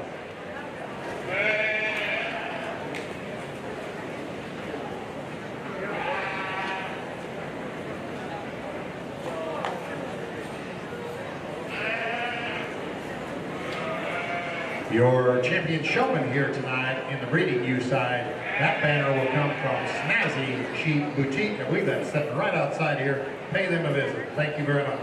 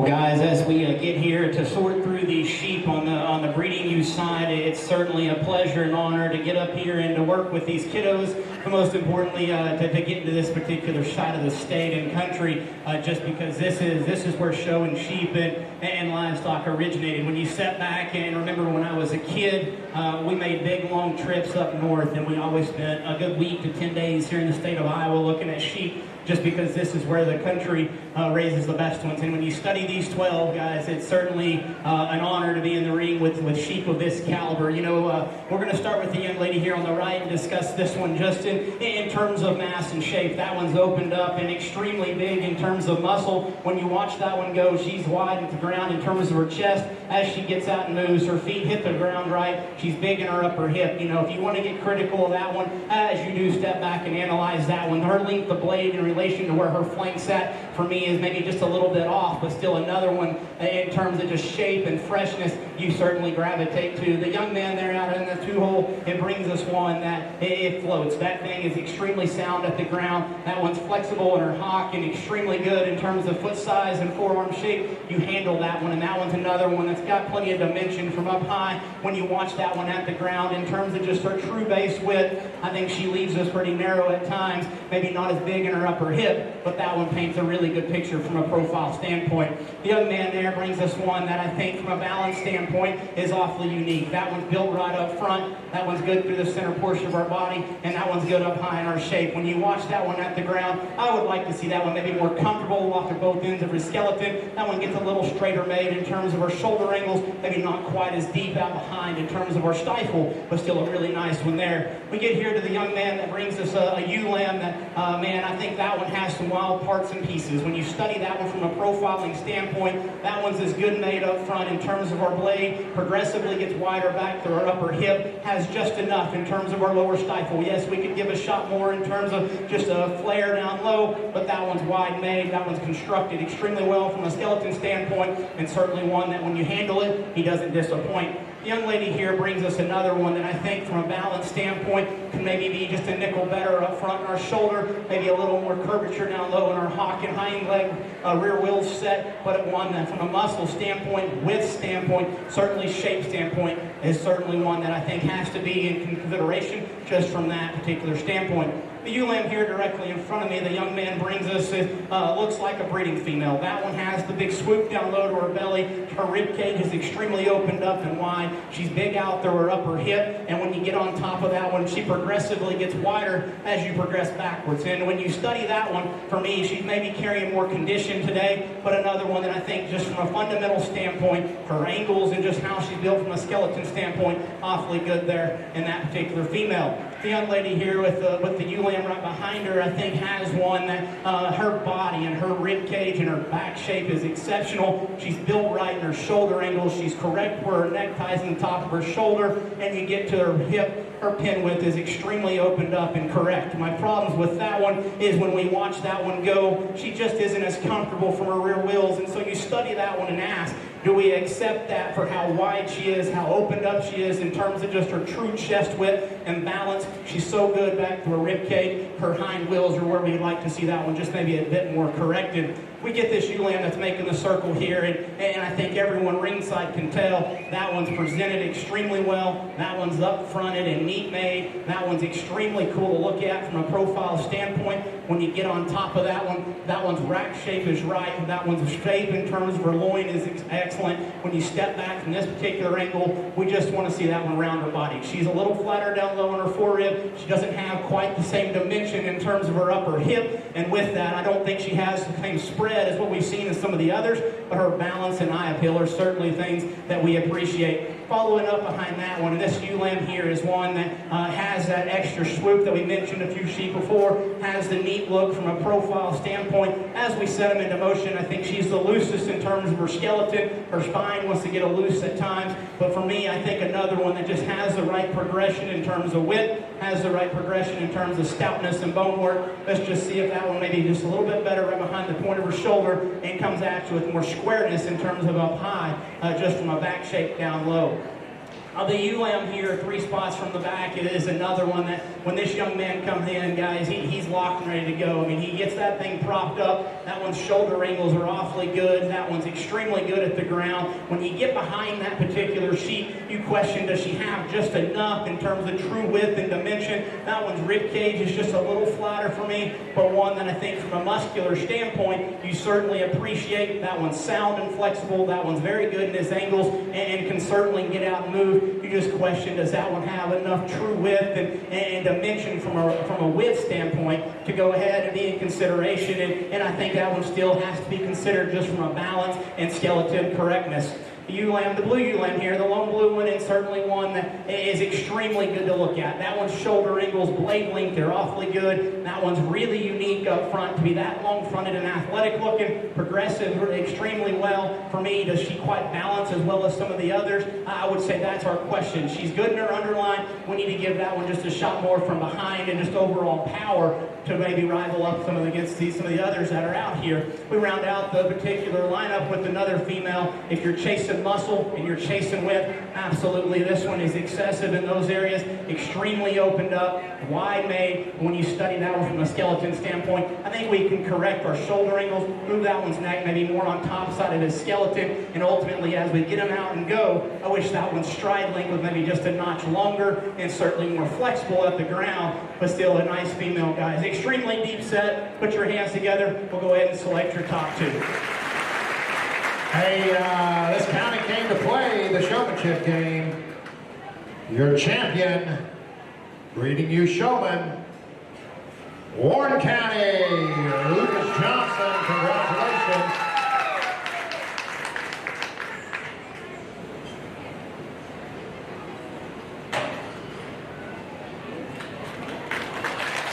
Your champion coming out of Wayne County, that's Kinsey Prunty. Your champion breeding you coming out of Wayne County, Kinsey Prunty.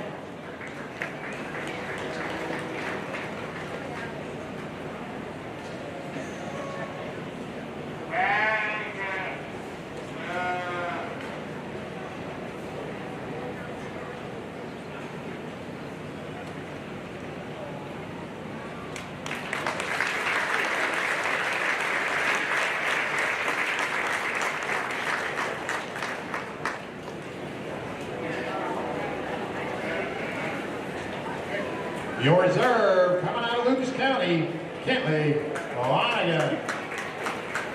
Congratulations, Kentley Lonigan. Reserve champion breeding you. Your champion going to Kinsey Prunty, and your showmanship winner, Lucas Johnson out of Warren County. One division left in the breeding side, and that's the breeding gilts. Be bringing your breeding gilts to the show ring. Oh, it looks like we're good. You good, Judge?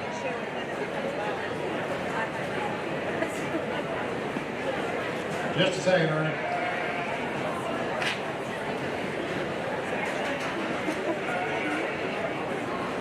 Are we good, boys? Yep, looks like we're good. You bet. All right, coming in the ring, representing Appaloosa County, that's Jackson Joyner, daughter of Andy and Tasha Joyner, showing Charlotte.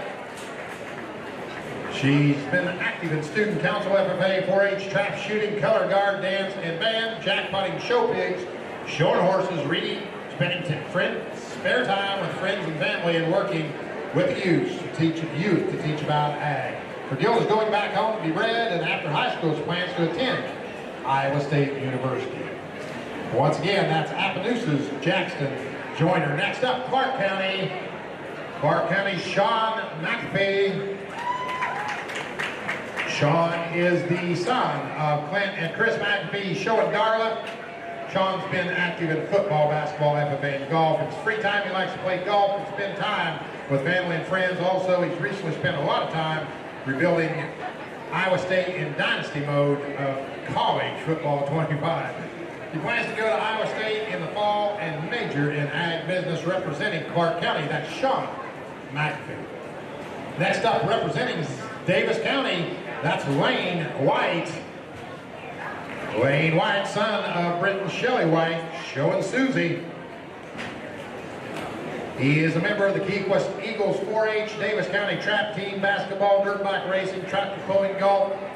He loves to take care of his animals and help on the farm, and he loves golfing. He'll breed his Gilt. He wants to thank Cole Rushing and his family for the support and crew and everything that has become possible to make it to the showdown here.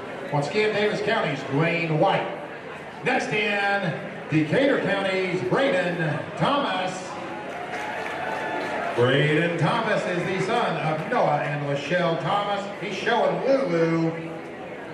He's been involved in wrestling 4-H FFA, Iowa Swine, Jackpot Series, youth group, golfing, hunting, and working in the Big Barn as his pastime. Lulu's future plans are to show at the Iowa State Fair and the Pharaoh Piglets. His future plans are to continue growing in the livestock judging and going to college and majoring in agriculture studies. Wants to thank Drake and Kate Hook for their great coaching, guidance, and everything. Thank you. Thank you for everything you do for me. Once again, Decatur County's Braden Thomas. Next in, Lucas County's Sydney Kane. Sydney Kane is the daughter of Kim and Dusty Kane, showing Say It. She's involved in softball, basketball, track, FFA, 4-H, NHS, FCA, NJSA, church youth group, and 4-H youth council. She spends time working with her pigs, including helping around the farm and in the Pharaoh house. She enjoys spending time with family and friends. She's going to study ag business and ag communications. She'll be taking Say It to the Iowa State Fair here shortly. Thanks to all the family for support. That is Lucas County's own Sydney Kane. Next in, Madison County's Cale Hirsch. Cale is the son of Marty and Michaela Hirsch, showing Keisha, active in football, wrestling, golf, FFA, and 4-H. He likes to go to jackpot shows in the spring and summer and hanging out with family and friends. Plans to continue a career in agriculture and go to Iowa State. I'd like to thank his family and friends and Jackpot Genetics for helping him to get to this point today. Once again, representing Madison County, that's Cale Hirsch. Next in, Mahaska County's Weston Long. Weston is the son of Clint and Ashton Long, showing Rebecca, active in football, basketball, and baseball, loves to fish, work on the farm, work with his livestock, plans on breeding his Gilt and raising show pigs there on the farm. And plans on farming a little bit on the side. Once again, that's Mahaska's own Weston Long. Next in, Marion County's Cale Irving.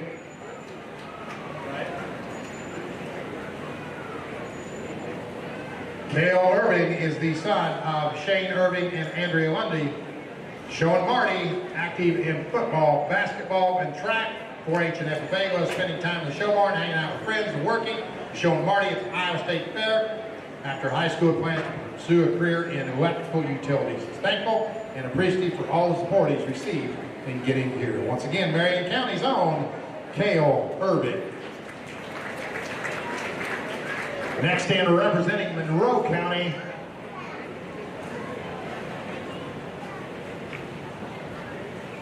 Monroe County's Callie Stalker,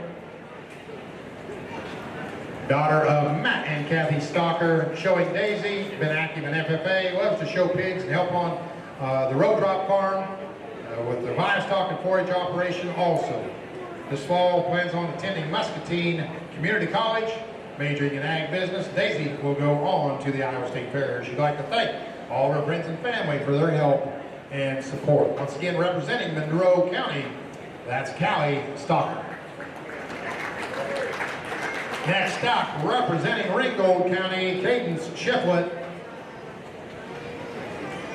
Cadence is the daughter of Monica Castillo and Tom Shiflett. Animal's name is Nikki. She's been involved in basketball, volleyball, softball, archery, 4-H. She loves to show livestock, hang out with friends. She plans on continuing to show there at the Iowa State Fair, Exhibitor, and American Royal. She'd like to thank Full Circle Genetics for all their help in achieving everything she's got done with this guild. Once again, Ringold County's own Cadence Shiflett. To left, Warren County's own Lola Schreiber. Lola is the daughter of Cody and April Reynolds. She's showing honey, active in 4-H, FFA, softball, and volleyball. Softball, hanging out with friends are a couple of the things she likes to do, and she plans on showing at the fair coming up here. Her future plans are undecided. I'd like to give a shout out to Lane for helping with her pigs, while being at state softball. How about that? Southeast Warren, I'm betting Warren County, Lola Schreiber. And our final entry here tonight, coming out of Wayne County, that's Jaden Gassman. Jaden is the son of Rob and Carrie Gassman, and he's showing Thelma. He's been active in FFA, basketball, hunting and fishing. He loves the time with family and friends and working with the show pigs in the barn. Future plans with his animal is send her back to the breeder, Mr. Drake Cook, and hopefully he'll get to show her one of her piglets. He's going to be a sophomore at Wayne Community High School there in Court. There you have the entire lineup of breeding gilts for the 2024 South Central Iowa Showdown tonight.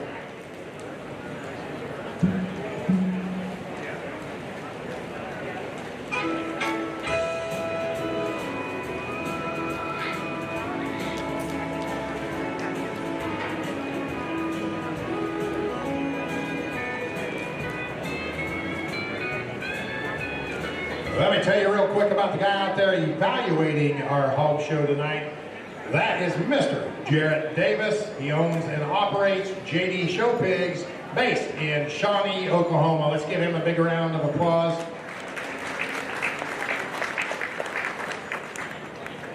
Jared, as I said, resides there in Shawnee, Oklahoma with his wife Allie and daughters JD and Tatum. They focus on crossbred and spot show pigs. Jared graduated from Oklahoma State University and went on to be an agriculture education teacher and FFA advisor for 6 years. He now works for Honor Show Feeds as a show feed master and showpig.com as a sales consultant. Once again, let's welcome our pig show judge tonight, Mr. Jarrett Davis.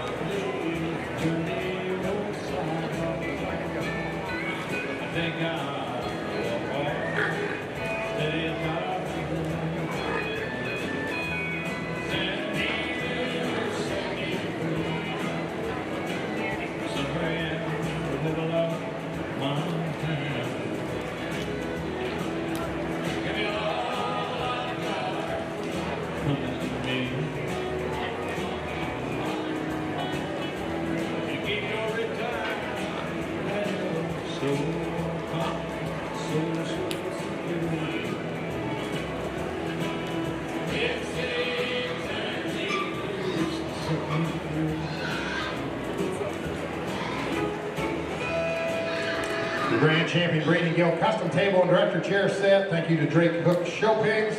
Your Reserve Champion Breeding Gilt Pair of Chairs, more show stock. Your Grand Champion Breeding Gilt Banner, Kane Super Sires. Reserve Champion Breeding Gilt Banner, more show stock. Also your Gilt Showman banner going to Rolling Hills Cattle Company.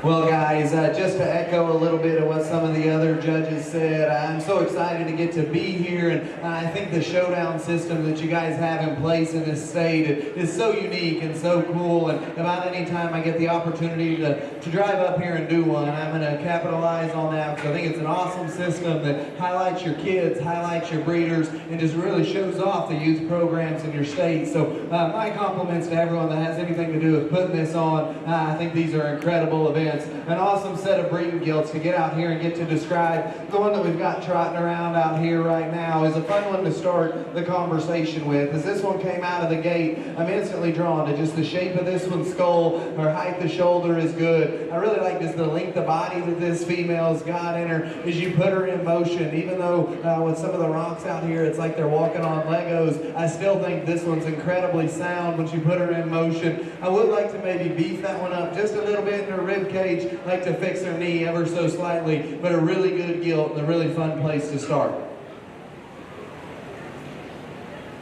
The next one we're going to talk about here is a really classy looking one that's presented to an incredibly high degree. You get on top of that one, and just the shape she's got on the top side of her blade is so good. She's bold there on the top side of her blade, carries it all the way back to a really powerful kind of a hip. I really like the look that she gives you ahead of her blade. As you start to study the rear third of this one's skeleton, things can get a little problematic there. She wants to drop her pin bones down a little in her. Consequently, she'll want to kick her hind leg up underneath her just a little bit, but still, just an incredibly presented animal that's fit right, that's shown right. A lot of really good things happening with that one as well. Young man that's going to drive out here next brings one that is certainly a contender in this setting. I love this one's just composition and the shape that she's got to her rib. I think her fill is adequate as you get on top of this one. I think she's good in her expression of muscle she's got running down her loin edge. What I guess captivates me most about this female is just the length to her hip. When you get her out from the side and just study her from her hip-loin junction back, she's as long as any of them. And we're dealing with show pigs in today's world that need to be better there, and I think that gilt is so good there. She's comfortable in her step from behind. If you study the way that one's rear toes hit the surface and bend, I think she's so good there. I guess the guy's got to ask himself about that one. Is she quite good enough in her knee? Is she broad enough as she comes at you? Does she have quite enough horsepower when you step in behind her? And if you give her a pass there in terms of just her general width, that one could run away with things. I guess that's where we need to consider that one towards the top. The gilt here coming out next is one that, again, I think is a contender out here. You get on top of that one, she wins. When from that view, so big and so powerful on the top side of her blade. I love the shape to that one's rib and the depth to her body. You step in behind that one, and she's got a great big rear foot that leaves you with some strength and some good posture. You get that one out from the side, and I think everything just fits. From her nose back to her tail, that thing's stout. From her nose all the way back there. The critics of that one can get a little hard on maybe where her front feet set in her, but I read her to be comfortable in her step out here, to have that much mass, that much power. I think one that's very, very good and presented to an elite level. Young man did an awesome job with that one. And this calico gilt is one that I think has so much sal value as they move forward with that one in a breeding program. The shape to her head is so good as well. You get on top of her, and she's got as much natural raw shape as any of them, and as you get in behind her, the story remains true. That's just a powerhouse kind of a female, and honestly, to pack that much muscle in her, I think still plenty comfortable in the way that she moves. The critics, I could get a little critical maybe of the way that her hips designed in her. She has a little too much slope and set there, but to be as powerful as she is, that one certainly got some extreme pieces. I really like that one. I can see her raising a lot of show bearers someday that could be competitive and profitable for whoever gets to sell them. I think a lot of good things are happening in that one. Young man's spotted gilt here is one that, coming out of the gate, is one I was really drawn to. We focus on this breed a lot at the house, and this is the kind of female that'll work. She'll make the next generation better. That's a long hip kind of a female, and as she comes right at you, she's a lot better in her toe quality than a lot of pigs of this breed are. You get on top of her, and she measures up with the crossbreds in terms of just shape and back and internal dimension there. As you study that one from the side, she's maybe just a little bit of a lowrider, but I still think a very quality one that represents that breed incredibly well. Young man did a very nice job with his project there. This black gilt comes out, and she's one that, again, is just maxed out in terms of her freshness and her shape. They did a good job getting this one night dry in, hair and skin presented well. Wish she had just a little more hair on her. I think that would help her body composition a little bit. She's just a little drier there over her forerib, but that gilt's got a big hip, a big hind leg. She's a tall shoulder gilt. It's extended from the blade forward. Lots of good things to say about that black one. Young man's gilt here is one that maybe today is a little more immature. to some of her counterparts, and compared to this contemporary group, maybe just looks a little flatter and drier about her body shape. But I can get into a lot of the things that this gilt offers if we start projecting them, and I know that's not my job today, but if we were to project these out and what they could look like 45 days from now, 60 days from now, I think this is one that you'd have to consider that she could be the best one as maturity takes place. She's got a big blade, a great skull, she's good in her chest, she's long out of her step. As we compare her to the others today, she's certainly one of the flatter bodied options that just reads a little tucked up and dry in her body and her flank line, but I like her structure, I like her build. I think there's still a lot of miles left in that one's gas tank. The black-headed one's one that's certainly stout, but you can tell just when that one drops her head out of the gate, got a great big brim to her nose there, she's got a big stout jawline and a big forehead in her, and that tells the story from there back. Just a really powerful kind of a gilt, maybe not as athletic as some, but can certainly appreciate a lot of things about that one. Front 2/3 of this young man's gilt are very captivating. You say just the length to her spine, and we talk a lot in these show pigs nowadays of making them a little shorter body, and this one does that to an extreme degree. She's one that looks like she could lay down and make show barrows for somebody that could win a big show someday. The rear third of her skeleton needs to be better for me. She needs to be longer, level her out of the rump. She needs to take a better step from behind. Young lady's gilt here is one that's maybe just a little older, reads to be a little older in her maturity, maybe just a skosh past prime, but I can appreciate a lot of things about her. She's a deep-sided one that's still tall-shouldered, gets a little jammed up from her blade forward, starting to just need a little more freshness up high, maybe compared to a couple of the others out here, but certainly a lot of quality in that one. A young man here with the awesome flow is going to round off the ones we're talking about. You get this gilt down here and look at her, there's a lot of quality here. The front third of that one's skeleton is designed well. I like the way her shoulder and knee lays into her when we view her out here from the profile. She's another one that maybe gets a little drier down low and just doesn't open up with as much cage spread as some of the others, but she's a good built one from behind. She's good looking, really a good gilt there. We can say a lot of good things about. Really a great set. Before I go pick a champion, let's give all these kids that showed these things a big round of applause. Hey, let me tell you one thing about your showmanship winner in the breeding gilts. He's seeing spots. That's going to Decater County's Braden Thomas showing the spot gilt. He's your showmanship winner tonight. And I also want to say, when an Okie judge comments on how good your mullet is, that's about as good as life can get right there. Huh?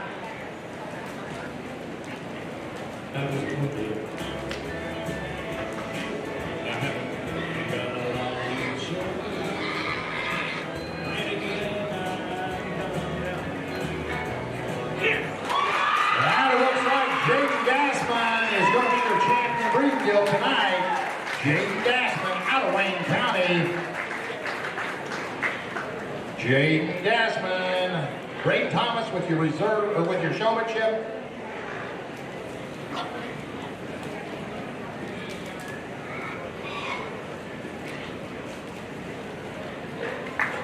And your reserve champion. Somebody's gonna have to help me.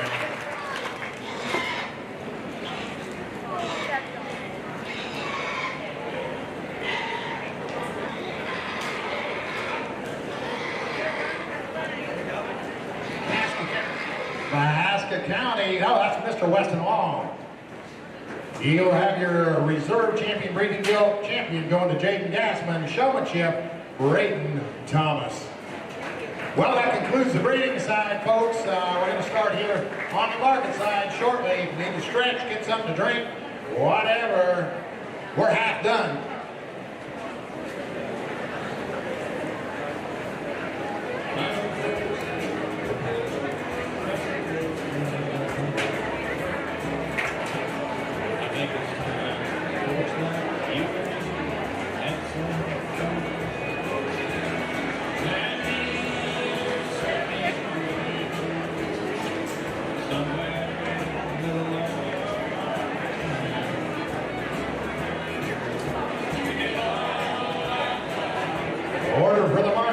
Market goats, market lambs, market hogs, and market beef. Market goats, market lambs, market hogs, market beef.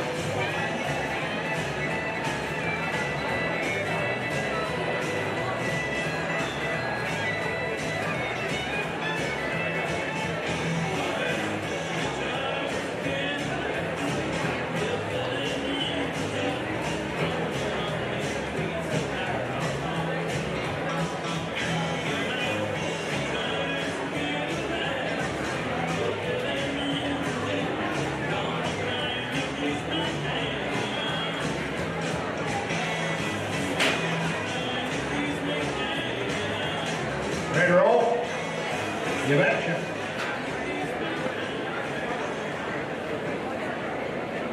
All right, we're going to start up on the market goat side here with Judge Sean Garner.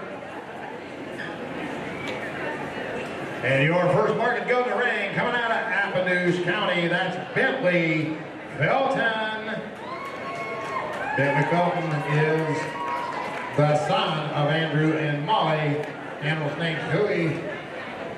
Active in 4-H, student council, basketball, football, loves showing goats and sheep, working on the farm, fishing and hunting. Bentley wants to be a farmer and raise show lambs. Wants to thank everybody that helped him get to the showdown tonight. Once again, Mahaska County's Bentley Felton. Next in, Mr. Creed Ruby. Creed Ruby representing Clark County, son of Nate and Leslie Ruby, showing cooter. He's a member of the Osceola Go-Getters 4-H Club. He also the Iowa Junior Meat Goat Association. He attends Murray Community Schools, loves breeding and raising and showing goats, livestock judging, and spends time with his family and friends. Plans on showing cooter at the Iowa State Fair, the Sarban, and the American Royal.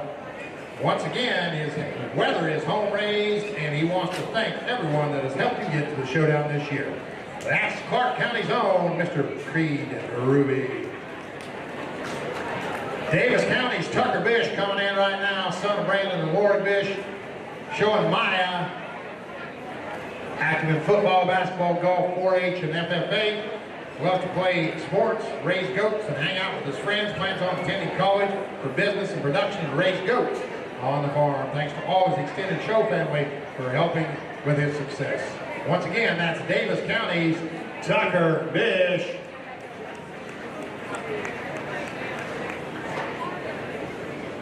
Next up, Decatur County's Grayson Newton. Grayson Newton is the daughter of Jason and Katie Newton, showing ace, active in volleyball, 4-H FFA, basketball, track, softball, loves playing sports, showing goats, working with goats, and hanging with friends. Wants to continue showing goats through high school and open shows in 4-H and graduate high school and continue on to study animal science. Would like to thank the South Central Iowa Showdown committee members for hosting this awesome event. Once again, Decatur County's own Grayson Newton. Next up, Lucas County's Kinsey Byers. Kinsey is the daughter of Nicole Byers, leading champ.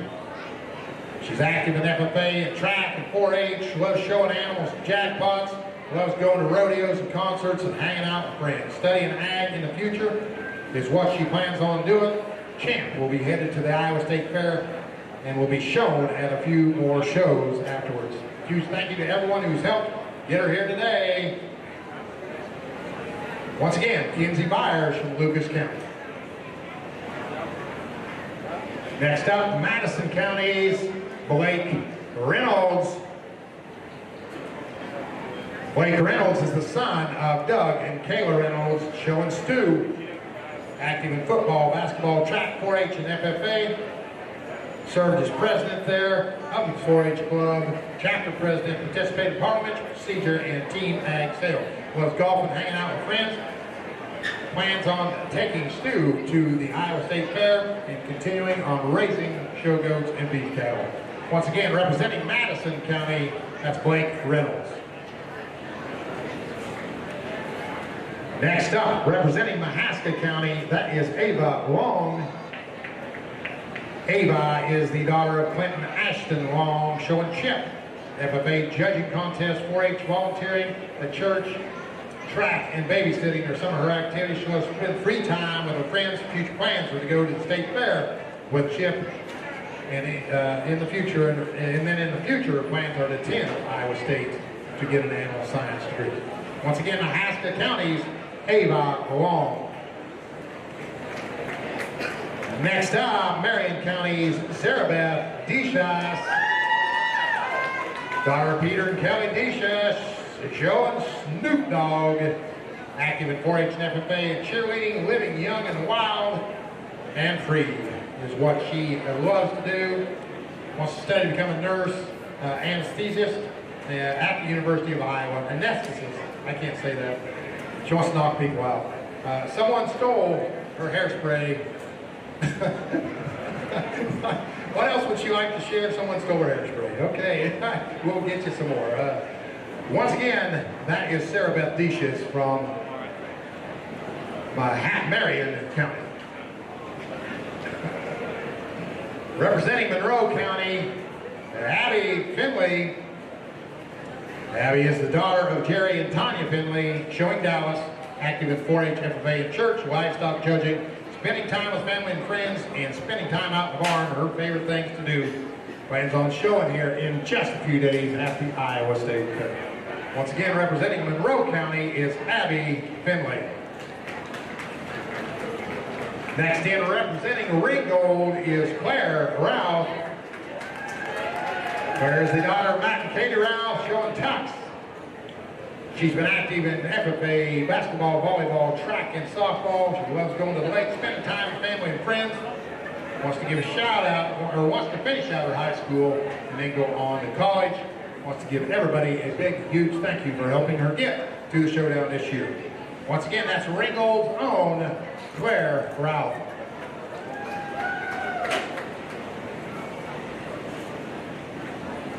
Next up, Hunter Chittenden from Maran County.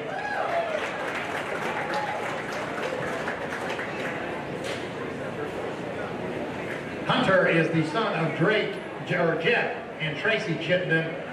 The show in queso. He loves to play soccer for Indianola High School and also play club soccer. He loves to work with his animals. He's going to go ahead and take him on to the Iowa State Fair and attend some major shows in the fall. He'd like to thank all of his support staff, mom and his dad, his brothers, his grandmas and grandpas, and Camp Livestock. Once again, that's Warren County's own Hunter Chittenden.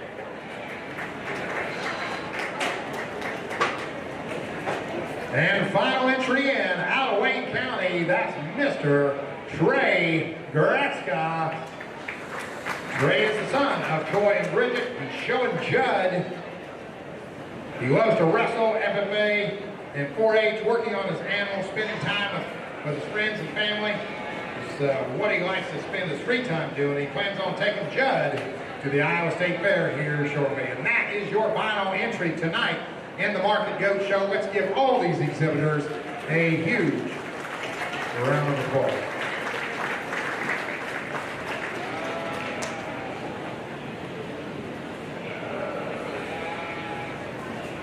Champion Market Goat Showman banner comes from Alden Show Goats. Champion Market Goat Custom Table and Director Chair Set, Middlesworth Glove Lambs. Reserve Champion Market Goat Pair of Chairs, Showbox Boutique. Grand Champion Market Goat banner, Miller Ag. Reserve Champion Market Goat banner, Bish Show Goats.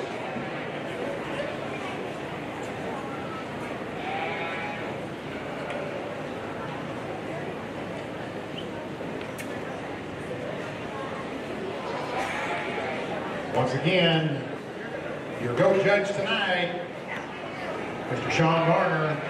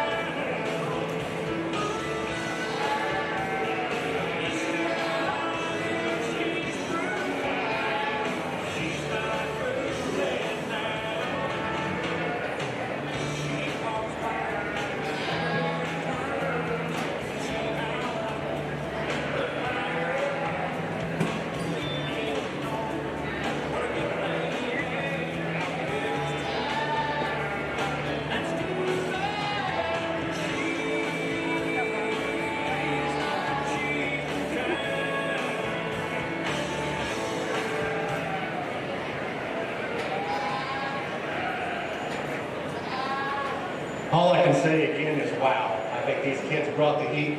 Ryan Rathman and I, we were talking just a little bit ago, and we were talking about one species that just keeps getting better year after year is the goats. I think when we look at these individuals out here, I think there's a few of them that maybe separate themselves, but I think there's some usefulness in the kind and type each one of these young people brought to us here this evening. We'll go ahead and start by talking to the young man down here. Maybe not the most elevated one that we have out here in the lineup, but I think when you get your hands on this individual, here's one that's big and flat over that loin and that rack. Maybe one we'd like to set it into that shoulder ever so slightly. One that when we put him in motion, I think that's where he loses the race maybe just a little bit. Wants to get just a little easy in his top. We need that strength to go ahead and transition from the top of his shoulder clear back over his loin edge. The young man that has the goat that stands right behind him, I think when we look at that individual, this is a product-oriented type of an individual. Here's another one of those that maybe gets just a little plainer in the lay of his shoulder. When we put him in motion, maybe he doesn't handle those front two deep quite as nicely as what we'd like to see. Wants to turn out ever so slightly, but here's one that's big and bold over his rack. He has that proper shape to the center portion of his body. You appreciate that about that individual. Maybe one that gets a little plainer from that side profile is the young lady that comes next. But when we talk about meat and muscling, this one goes ahead and gets it done. I think when we put him in motion, yeah, maybe we like to strengthen him up in those rear pastules ever so slightly. Here's another one of those that maybe loses some of that wow factor when we get up through that front end, loses some of that power and shape as we turn to that outer leg shape. The young lady that stands right behind him, definitely one that's elevated, one that gives you maybe just a little bit more extension and read out of the top side of his neck.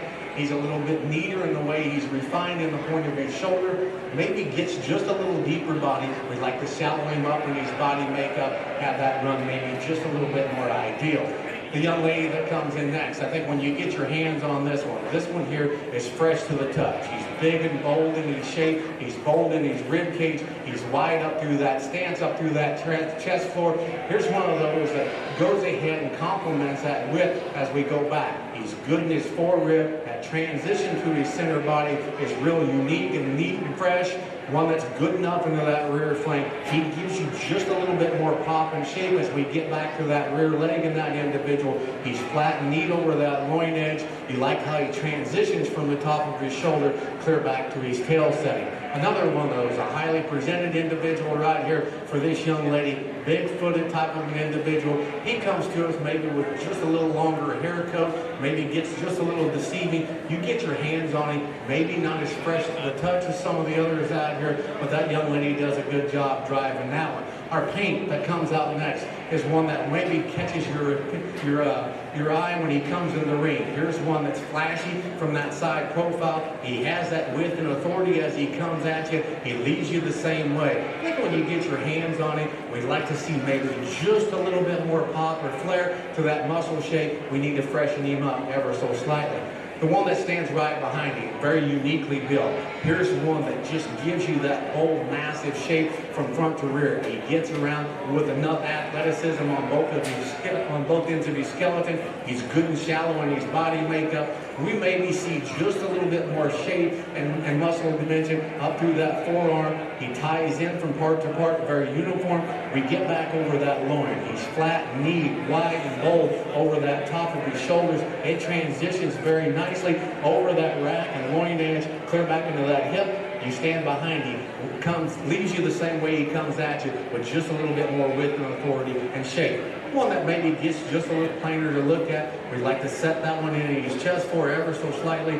He gets a little flatter in his muscle shape and dimension. Maybe one that maybe we'd just like to maybe freshen up ever so slightly. Just doesn't handle quite as nicely as some of the other. The young man that's gathering his goat back up here, this is the only female out here in the drive. I think she's giving all these guys what they can handle. Yeah, she's a little lower profiled individual, but I think she makes up for that with shape. we talk about transition or how they flow from part to part. This one does so very uniform. She's widened her stance on both ends of her skeleton. She's maybe gives you just a little bit more width from that front end to that back end. I think that shoulder complements that. It doesn't set outside of her skeletal width any. It just blends in very uniform with that female. The one that comes out next here is one of those, another carcass-oriented type of an individual. We talk about round rib shape, that proper swoop to their belly. You like that in an individual. Here's one that maybe just loses his top line ever so slightly, stands taller at the top of his shoulder, just doesn't tie in there or blend in there quite as nicely. A flatter made type of an individual for this young man here. We just need a little bit more rib shape, muscle shape to go along with that young man's goat, but he's doing a good job showing that individual. Let's give all these young people a round of applause for a job well done. Your 2024 South Central Iowa Showdown Meat Goat Champion Showman, Maran County, Sarah Beth Deschamps.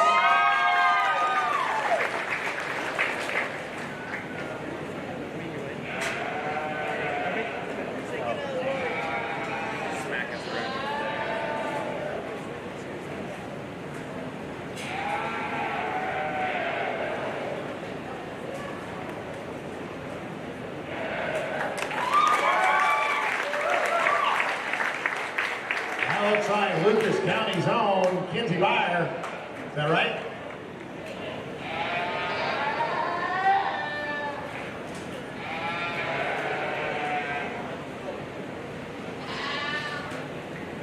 Kinsey Byer, champion market goat, Lucas County.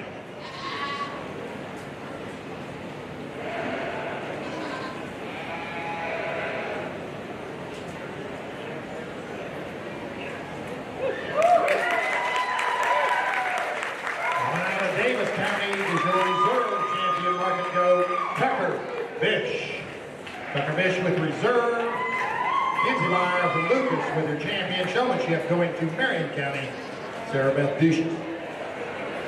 Moving into market, Lambs, I believe, next.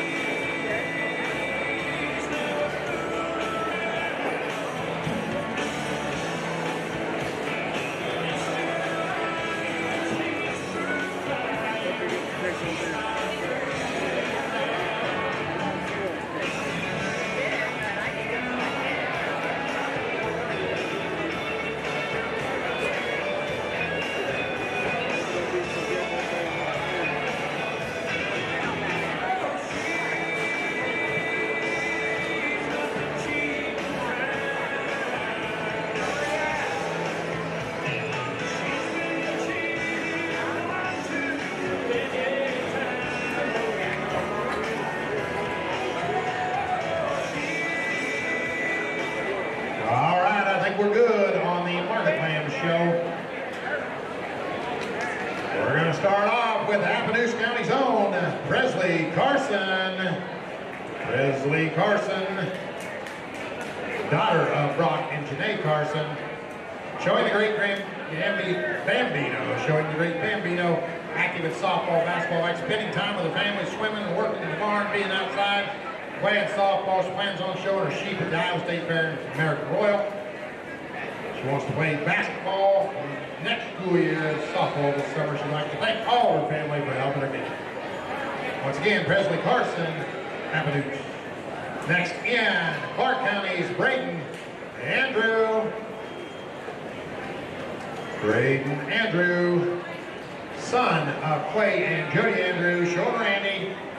Been active in 4-H, FFA, and trap shooting. He's interested in golf and spending time at the course.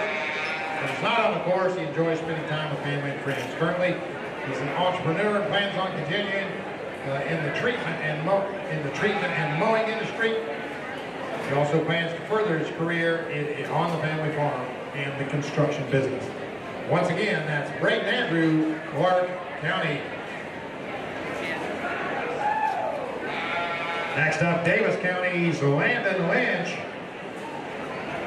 Landon is the son of Ringold Landon and Josie Lynch. Animal's name is Clint. Landon is involved in 4-H FFA, or I'm sorry, 4-H football, golf, basketball, track, and archery. He's an auctioneer for the Lynch Boys Auction Service. Loves helping with benefit auctions. Plans on staying with the real estate business and raising show sheep, and he wants to thank all of his extended family for their help and encouragement. Once again, that's Davis County's own Landon Lynch. Next in from Decater County, that's Cord Hamilton, son of Wade and Mindy Hamilton. Animal's name is Shabuzi. Active in football, wrestling, FCA, FFA, student council, 4-H, and livestock judging. Loves to hang out with his friends and mess around and hang out in the barn. He also likes to work his livestock with his buddy Braden Thomas. Future plans are to go to the 2-year College of Ag-related study and show at the Iowa State Fair and then the Bethany State Fair. Once again, that's Decatur County's Cord Hamilton. Next in, Lucas County's Drake Schultz. Drake is the son of Adam and Nikki Schultz, showing Jimmy, been active in 4-H, showing at jackpot shows and plans on going to the Iowa State Fair here in a few days. Once again, that's Lucas County's Grand Champion Market Lamb, shown by Drake Schultz.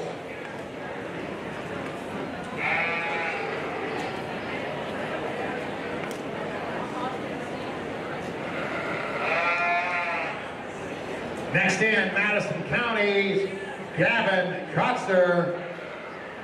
Gavin Kotzer is the son of Nathan and Jennifer Kotzer. Animal's name is Gorilla. Gavin is involved in 4-H youth group at Eternity, football, basketball, or baseball, soccer, and enjoys coaching the kids on how to show livestock. Looks forward to competing at more livestock shows locally and at jackpots, and he wants to thank the show organizers of this event for putting it on. Once again, that is Madison County's Gavin Kotzer. Next in, Mahaska County's Ava Long, daughter of Ashton and Clint Long. Animal's name is Bob. She's been active in FFA judging competitions, volunteering at church, track and babysitting, loves hanging out with her family and friends, working on her livestock, plans to go to the state fair with Bob, and then later attend Iowa State University. Get a degree in animal science. Once again, Mahaska County's Ava Long.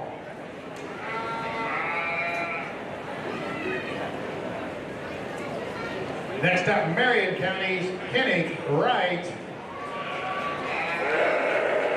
Kennick is the son of Nathan and Tori Wright. Been active daughter of Nathan and Tori Wright. Involved in softball and attending local craft shows and farmers markets with homemade crafts. Also a member of Maran County Junior County Council. Spends her free time working her sheep and doing crafts. Also enjoys spending time with her family and going camping. Attending the show at jackpot shows and the Iowa State Fair is what this young lady likes to do. Once again, that's Miss Kennick Wright of Marion County. Next up, Monroe County's own legend, Logan Knowles, son of Joe and Carrie Knowles, showing The Rock. He loves trap shooting, Melrose Majors 4-H Club, and 4-H Youth Council are his activities. As we found out earlier, shooting guns, fast cars, and wild women is his extracurricular activities. He runs a lawn care service there. He's thankful for the rain. He plans on going to the Iowa State Fair here and wants to thank Heinlein Clubland and all the family and friends for support. Once again, the legend, Logan Knowles. Next in, Ringold County's Carson Dugan,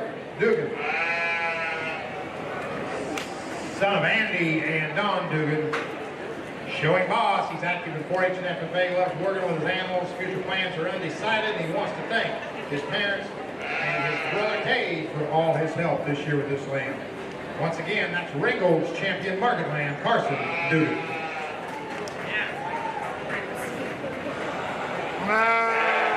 Representing Warren County, Ryan Harriman. Ryan is the daughter of Zach and Chelsea Harriman, showing Jamal Ryan as a member of the White Breast 4-H Club and Southeast Warren FFA as an incoming 8th grader at Southeast Warren. Ryan is involved in volleyball, baseball, track, and softball. In Ryan's spare time, she enjoys showing at jackpots, travel, softball, and turkey hunting. She'll be heading to the Iowa State Fair with Jamal and to Exhibitor in the fall. She wants to thank her parents. Also, Kate, Michelle, and Scott Moon of Moon Showdown for their continued support. Once again, that's Warren County's Ryan Harriman. Finishing up the Market Lamb show, that's Wayne County's own Marshall Dyer. Marshall is the son of Clayton and Melissa Dyer, showing Big Jill. He's an active in 4-H football, baseball, and wrestling, showing sheep hunting and fishing are his pastimes. Showing Big Jill at the Iowa State Fair and adding her to the sheep flock is what the future looks like. He'll just be starting junior high. Once again, that's the final entry to the Market Lamb show tonight. Wayne County's Marshall Dyer. Let's give your Market Lamb exhibitors a big round of applause as they enter the ring.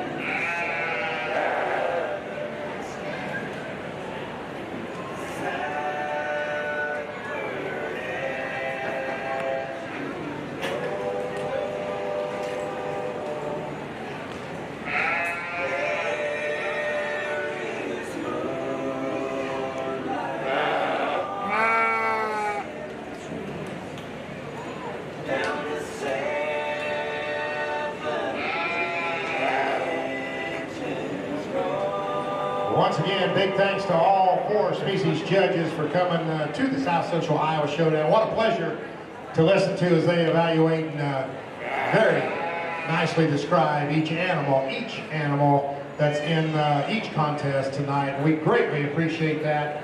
The sheep show judge tonight, tonight has been Dakota Quickle. He lives in Walters, Oklahoma, where he owns and operates Triple D Genetics, raising show lambs. Dakota attended Oklahoma State University, where he received a BS in animal science, and upon the completion of his time at OSU, he turned home to pursue a career in ag education at Sterling and Frederick High School for 7 years. Once given the opportunity to focus primarily on raising high-quality show lambs, Dakota took a leap of faith and hasn't looked back since.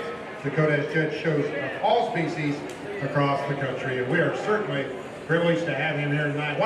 What a fun guy to listen to on the mic, and once again, thanks for making the trip up from Walters, Oklahoma.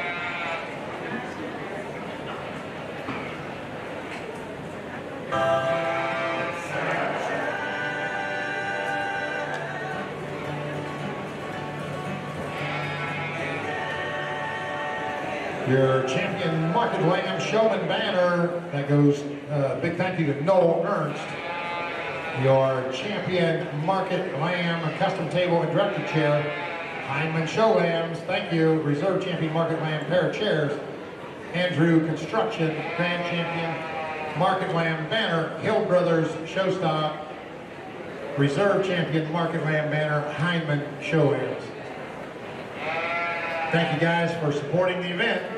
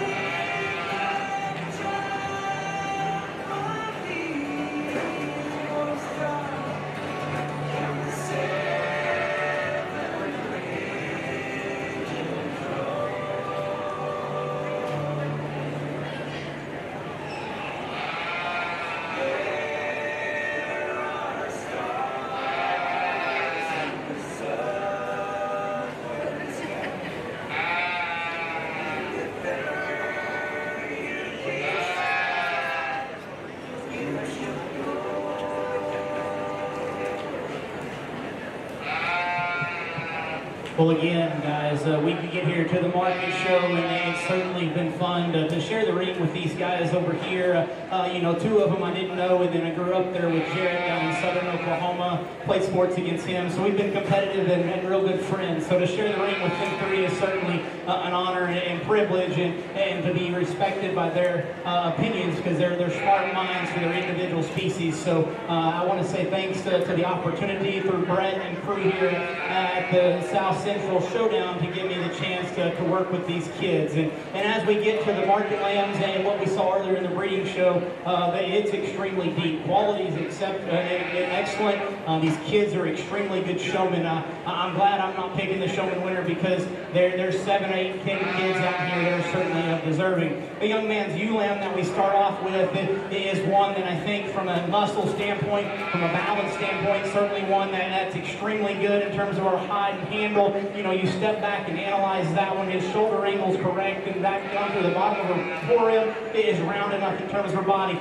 For me, if you step back from this particular angle, she becomes just a notch shorter in her upper hip, and as we set that one into motion, I think she wants to fall apart just up front ever so slightly, but still a really unique one out of that particular county. The young lady's blue sheep, guys, that one there is intriguing. That's an awfully cool one to look at. You handle that one. That one's wide and acceptable in terms of width and muscle. You know, when you step back and analyze that one, you wish that one's maybe just a notch fresher in terms of our hip loin. You wish we were smoother in that regard. But guys, that one there, for what that sheep brings, for how opened up it is in her chest, how that one floats about the ring, that one there is awfully good. The young man here in the 3-hole brings us one that I think, again, is tall-shouldered, good-looking, athletic in terms of our build. For me, if we study that one gets rounder up at both ends of our skeleton, down to the base of our shoulder. We're just a little more coarsely made than what I like to see in one. Down through our hip, we're just around her from our hooks to our pins. The young man's ewe lamb here, we circled this one to study, or just one, or a weather lamb is what we circled one more time to study at the ground and just see how that one's made. And flexibility is where we question her on the big walk. And if we step back and look at this particular animal, I think that one's blade length maybe just a notch longer. I think that one's shape up high is extremely good. I wish that one for me maybe just had more flex and reach from behind when we set down to go, but still a very nice one out of that particular county. The blue sheep here is one that, as this one goes, I gravitate to that one. That one's the most flexible, the soundest at the ground, and yet that one holds itself extremely well. When you get on top of that one, I think we quickly realize that one's maybe carrying more from a condition standpoint, not quite as fresh, not quite as shapely in terms of our edges, and ultimately I think that one there, for me, just needs to see just a notch more shape and crisp when we go and handle that one to be in consideration. The weather lamb here, and this particular girl right here in front of me, I think that one's wild looking. You appreciate that one from a standpoint, just that one's blade, that one's underline, that one's upper hip structure. You know, when you handle that one, the question is there just enough muscle and raw shape there in comparison to some of the others? That one there is wide built, that one's good at the ground, flexible and sound. I appreciate all those things. When you get up on top of that, when you question, just is there enough true shape and dimension from just a squareness standpoint to go ahead and use that particular sheep. The blue sheep that follows right behind that one, another one that balances extremely well, and as you study that one on the top side, opens up and progressively gets wider. We are a little rounder through our hip, we're a little softer made down low in terms of our forerib, we're not quite as opened up in that regard, but one that balances correctly from a profile standpoint, long-fronted and athletic looking. Just want to see some minor details there change, but still a nice sheep. The weather lamb here is one that when we set this one into motion, I think that's where we fall in, because at this particular standstill, you like lots of things. That one's shoulder and angles are correct. Yes, he's a little longer bladed. Yes, he's a little rounder out through his hip. But my biggest fault is when we get him into motion, I think that's the shortest strided one. He's the most restricted out of his spine. And unfortunately for me, I don't think that one has the same athleticism on the move as what we see in some of these others, but a shapely big back one that's certainly cool to look at from a profile. The blue sheep is that one there. When you get on top of that one's as wide made and opened up as we've seen. I mean, that one's ditched and just pure shape up high is incredible. For me, I think with another one that up front, it needs to be reconstructed. We're a little bit more off in terms of where our neck ties to the top of that one's shoulder. That one's blade could be just a nickel shorter, and ultimately I think that one could be just a notch longer fronted to give that one just more of a perfect silhouette from a profiling standpoint. The weather lamb here is one that as we sit them and go, as this one's presented, the young man does a very, very good job of just showing this particular sheep. When you get right behind that sheep, that's where my problems come. I think he's the flattest down row in his forerib. Doesn't have quite the same turn in terms of his rib cage. Ultimately up high in his tail head, we get a little narrower, but another one that's athletic and sound, can move extremely well. We appreciate those things.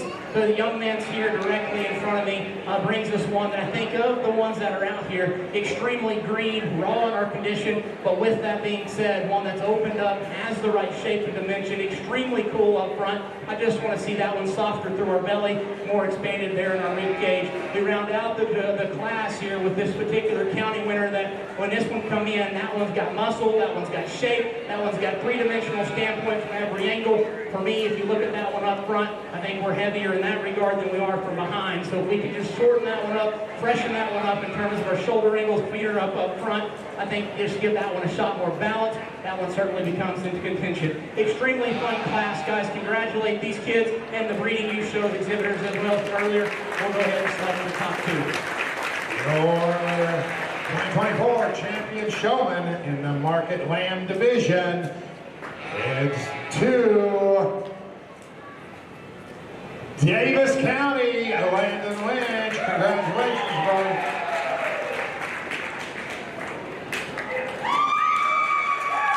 Your champion, Market Lamb, coming out of Warren County. That's Ryan Harriman. Ryan Harriman, Warren County, champion Market Lamb. Once again, Landon Lynch, champion showman.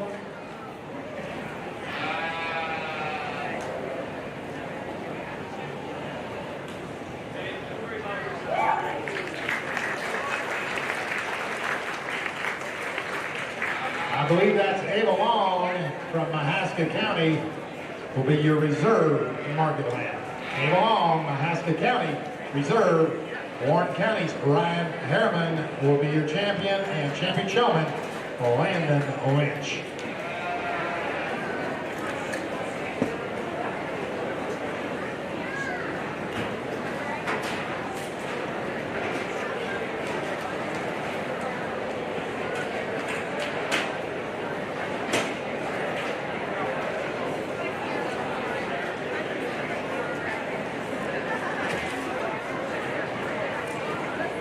Next up, the Market Hog division. We're going to have just a little bit of a break.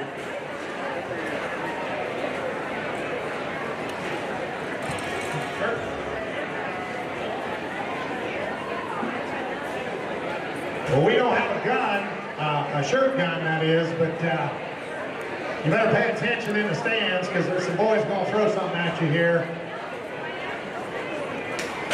Don't hurt your arm. No. Better warm up. Get a little age on you.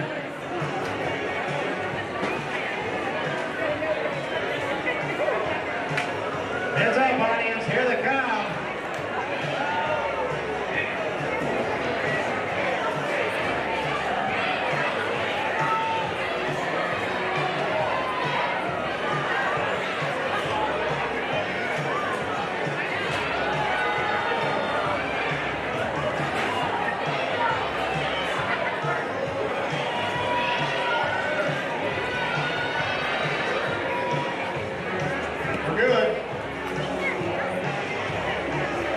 You good down there, Ernie?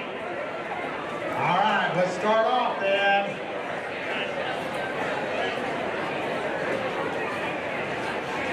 Out of Appanoose County.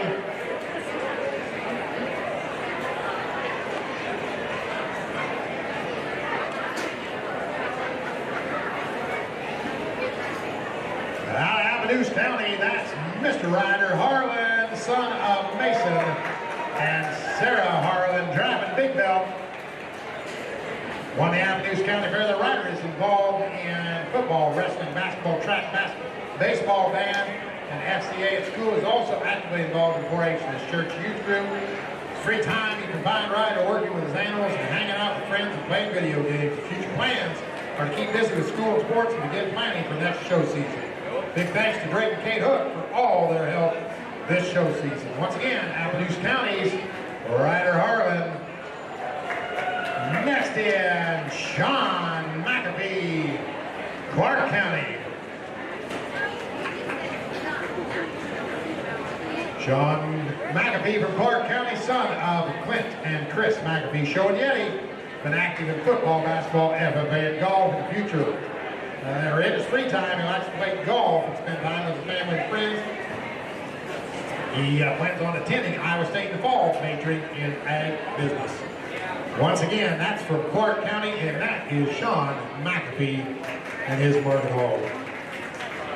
Next up, Davis County's own Jenna White. Jenna is the daughter of Shelley and Brett White, showing Kanye. She's active in FFA, 4-H, and livestock judging, loves cows and pigs, and going to the lake. Going to the University of Iowa to become a dentist.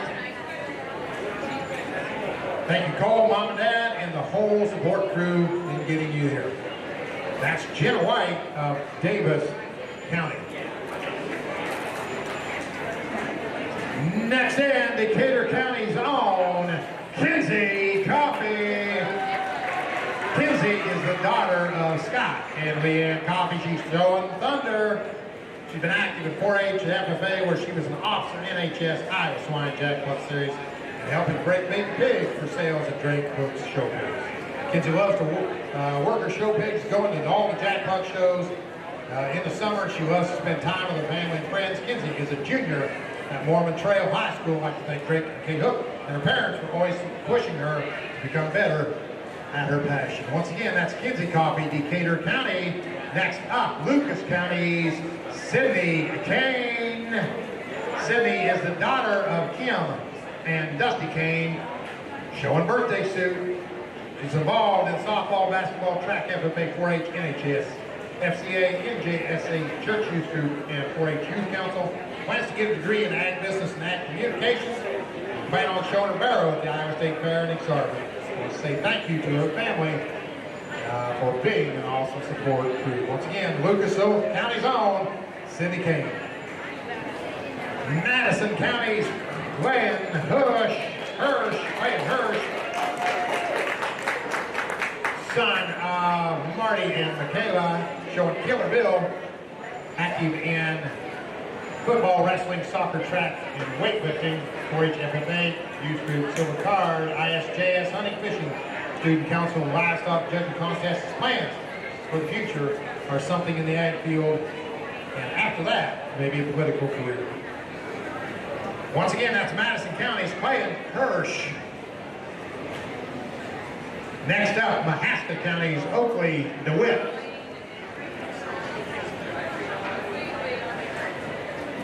Oakley DeWitt, Mahaska County, daughter of Todd and Teresa DeWitt. Showing Maxine, she's involved in 4-H, West Des Moines Line Wars, Mahaska County, dance, softball, band, and church. Continuing working with her livestock projects and adding gilts and heifers to her herd is what her future plans are. She'd like to thank her mom, dad, and brothers for all the time they've helped in making her successful, and all the crew there at Kane Super Sires, not only raising this gilt, but all their help along the way. Once again, Mahaska County's Oakley DeWitt. Next in, Marion County's Luxie Becker.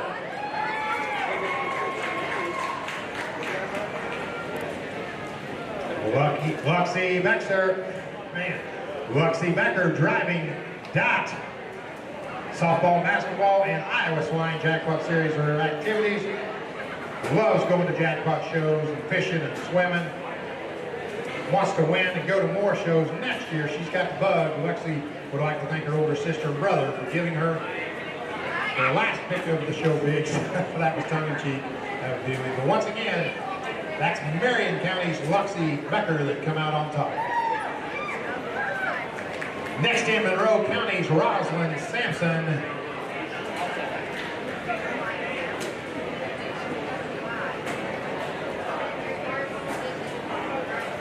Rosalind Sampson is the daughter of Josh and Kim Sampson. Showing bacon. There we go.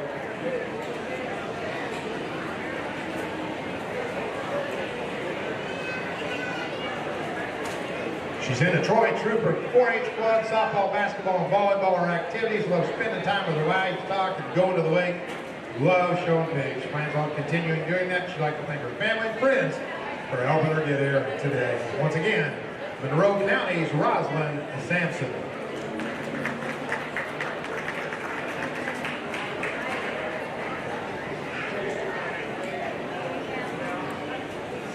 Next up, Ringold County's Evan Wheeler. Evan is the son of Kim and Randy Wheeler, showing champ. Been involved in football and FFA. Loves to farm and coon hunt. Going to the Iowa State Fair here coming up. Plans to go to college, you don't know yet. You just don't know. He wants to thank everybody that's helped him get to this point. Once again, Ringold County's Evan Wheeler.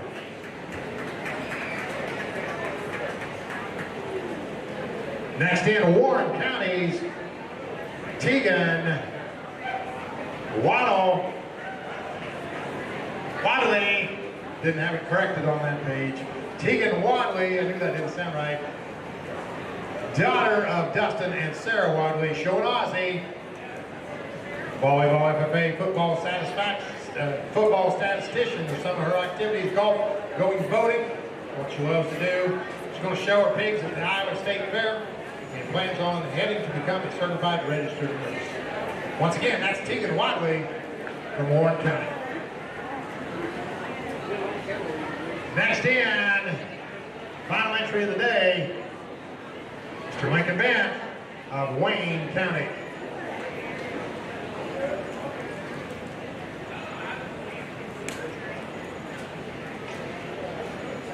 Lincoln Bent, son of Jason and Christy Allen and Kyle Bent, showing Bill. He's been involved in 4-H, FFA, and football. Loves showing livestock, being able to travel all around to the shows, enjoy sports and video games, and swimming and hanging out with friends. He'll be a high school sophomore at Wayne. No, he won't. He'll be a high school sophomore. He plans on going to the Iowa State Fair, Exhibitor, to show livestock. We'd like to thank Nate and Sarah Weisinger and Jesse Hobble for all the help and things they do for him. Also like to thank Jason. And without them, nothing would be possible. Once again, that's the final entry for your Market Hog Division here at the 2024 South Central Iowa Showdown.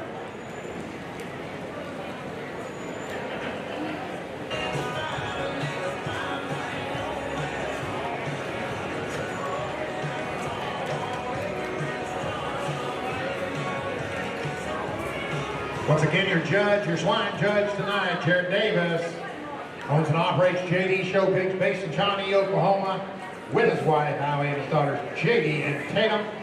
They focus on crossbreds and spots.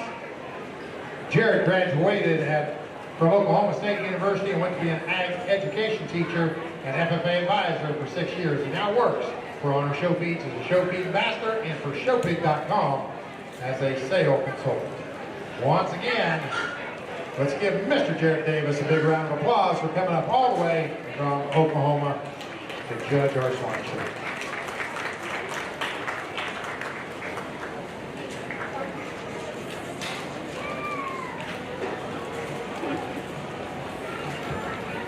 Champion Market Hog Showmanship banner. Thank you, Miller Ag Champion Market Hog Custom Table and Director Chair. Thank you, Piper Ag Solutions. Reserve Champion Market Hog pair of chairs, baby insurance. Grand Champion Market Hog banner, canned supersize, and Reserve Champion Market Hog, the green stuff.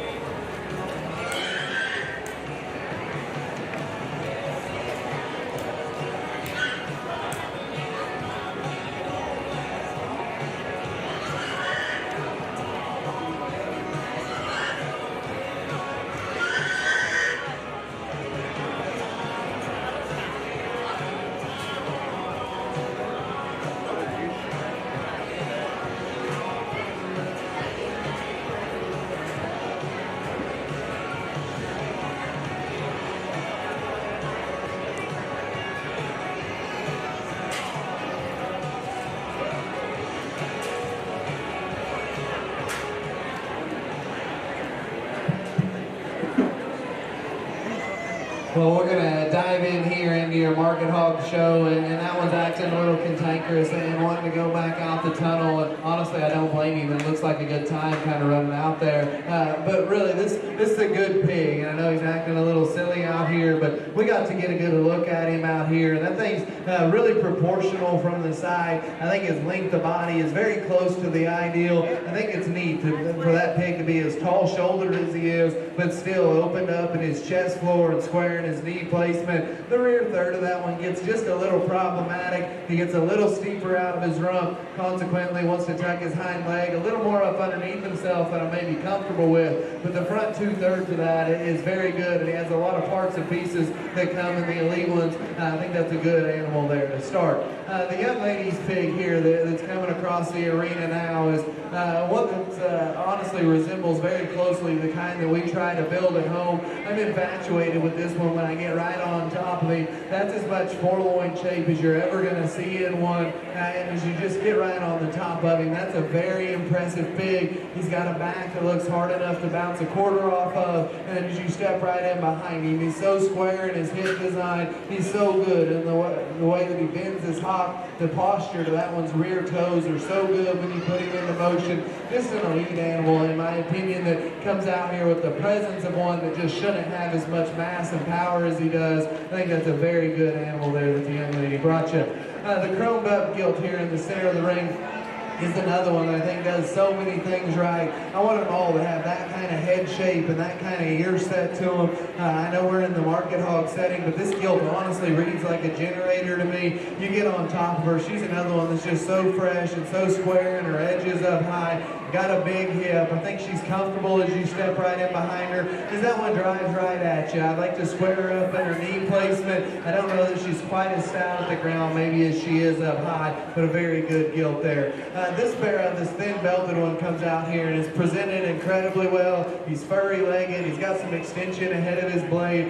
No doubt a contender because he's fresh, he's good built, he's stout in his feature. As we compare him to maybe another one or two out here, I guess the question for me is if he's just hard enough and square enough in his muscle shape as you get right on top of that one, maybe compared to another one or two in my mind. I don't know that he's just quite as square on the top side of his blade, but certainly don't get it confused. That one's stoutness, his hind leg design, just how bold and soft he is about his cage. Certainly a contender out here that we can appreciate a lot of things about. Young man's traditional belted one there comes out and is presented incredibly fresh. They've done an awesome job of getting that one's skin, hide, and hair ready for the pig show. As you get on top of him, I'm really impressed with just the composition of this pig. He's really trim and shapely and has some good fresh shape there on the top side of his blade. He's square in his loin edge, but yet that pig's still trim and kind of free from a little extra fat there underneath, and they needed to get that one right. I could imagine this pig being a hard one to get put together because I could see one to look a little smaller to the ground. I think they've done an awesome job of getting his fill right to make him look elevated enough, but still keeping a lot of top side shape in him. That pig gets a little weird in the way that he moves out of his hind leg out here. He wants to search a little bit up front, but I can appreciate the fit job that went into that one. They have him put together, and that pig looks like one that would be hard to do that too. The pig that we're talking about here next, I really like this chromed up Vera for his elevation up front, the stoutness to his skull. As we compare him amongst this contemporary group, he gets a little skinnier belly, gets a little drier in his body shape. Can appreciate that one a great deal from the side. The long-tailed white one here comes out, and this is a broad-built one that's stout when he comes and when he goes. I like to reconstruct his hip angle just a little bit. As you study this one, he's probably pushing a little extra flesh there in his flank line. Maybe just a little fuller, a little chunkier than he needs to be for me, but he's square in his edges, got a good hind leg. Can appreciate those things about him. Young man with this calico pig impresses me for two reasons. He's a good showman, and he told me he had a 4 handicap. So if that's true, this young man's incredibly impressive to me. I really like his pig as well. You get this thing out here, he's got the right kind of length of body. He's a tall-shouldered one. I like to fix him on his front feet there. He's probably pushing past the edge of where this show judge is comfortable, but I can appreciate a lot of things about his pig. this black gilt that we're going to talk about here next. A young lady told me this was her first time to get to show it, the Showdown setting, but I thought she did a great job handling the atmosphere, and I think that's going to make your showman in this state just so elite on a national level, putting them through the ringer and things like this. I really like the front 2/3 of this gilt. She's big ribbed, she's soft bodied, she's attractive from the blade forward. She needs to be longer about her rung design. She needs to be a little heavier bone for this setting. This blue bear comes out here, and he's one that's never going to go out of style in terms of just his build and practicality. That's a stout skull kind of a bear that's got the right length of body. As we compare him amongst this group, he's probably not as bold when he comes at you, probably doesn't have quite as much girth in the center portion of his body cavity, but still a good pig that's stout featured and gives a really good look from the side. Pig here is one that's, again, just maxed out and is so good up high. As you study this one compared to the contemporaries out here, he's as big backed as any, he's as big hipped as any.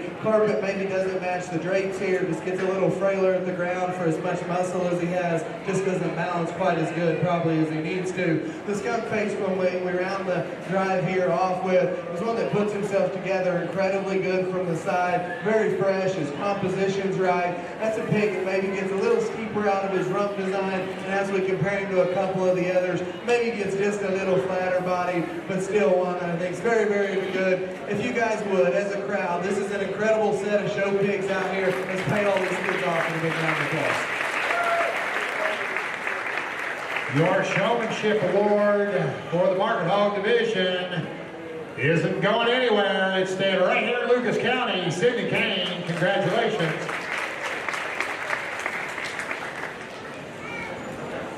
And also, congratulations, Sidney Kane, on your champion Market Hog.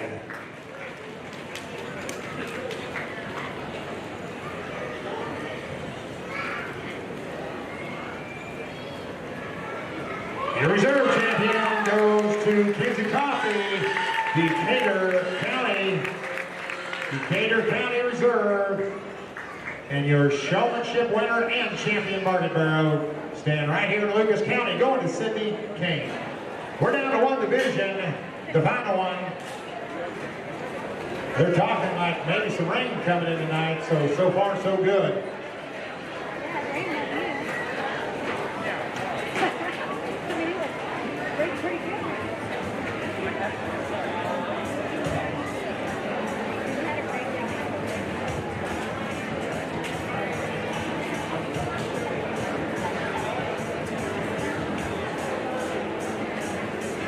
There is a Dodge pickup parked over here south in the garage, completely south.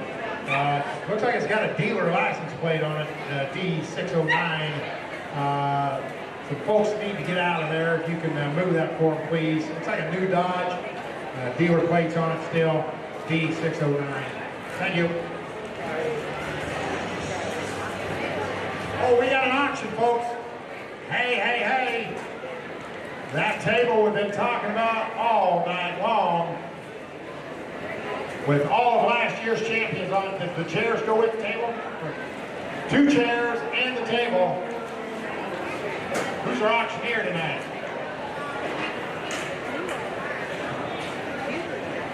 All right.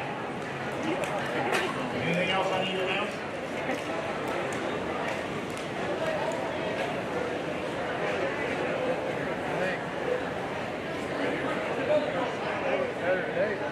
All right, ladies and gentlemen, we'd like to thank each and every one of you for coming out and support this event. We've been doing this for a couple of years now. We try to make it bigger and better every year, and we try to raise more money, and that's what we're doing here. We have our champion and reserve champion from last year on this table. This does come with 2 chairs. Auction's gone good in the past. Anything else we need to add at all? No? All right, guys, make sure to raise your hands really high. My ring help here is subpar. Subpar, yeah. You can't fire us because we're volunteers. All right, so we got the table here. Last year's champion reserve, our queen here is holding that. It does come with 2 chairs. Guys, these are really, really popular. We've got a lot of money in these deals, so it goes to a great cause. You tell me. They're going down again, get down $500 and go. Give me 500, go down 500, get 500, now 600. I get 6, give me down 5, give me down 600, we got 6, give me down 600, now 7. Like I said, break, biggie, you're out. I got 6 here, now 7. I can say now 8, 8, 999, 999, 9,000. I get 900, give you 9,000, not only give it 900, now 1,000, now 1,100, you're out. 1,100, now 12. I get 12, now 13. I get 13, give it 13. What do you get 13? What do you get 12? What do you get 13? Baby, you're out. We need 13. 13, now 14. Now 15, now 1,500, now 16, now 16. I get 1,600. Give me that outfit. We're on the phone. 15, 1,600. I get 1,600. I get 15. What do you get 16? Now 17. I get 17. Give me now 17. What do you get 17? What do you get 17? Now I get 17. 1,800. I get 18. What do you get 18? What do you get 18? 18. Now I get 1,700. 17. Need 1,800. 1,800, now 19, now 19, now 1,900. I get 18, what do you get 19, what do you get 19, what do you get, you got, nope. We got 18, need 19. Now 2, now 2, now 2, now 2,000. Michael, we're in and you're at 19. You need 2. No, here, 19, now 2. I get 2, 2, what do you get 2,000, what do you get 2,000, 1950, 1950. Now 2, now 2, 1950, 1950, yes. Now 2,000, 2,000, 2,000, 2,000, yes.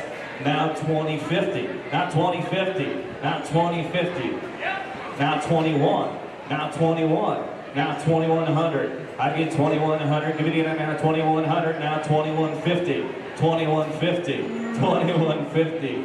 Steer show might get over at 11 o'clock. Now 22, now 22, now 2,200. I get 2,200, we're gonna get 22, now 2,250. I get 2,250, give it out, let it go, 1,500, everybody get 22, now 23. I get 2,300, give it now 2,300, everybody get 2,300, nope.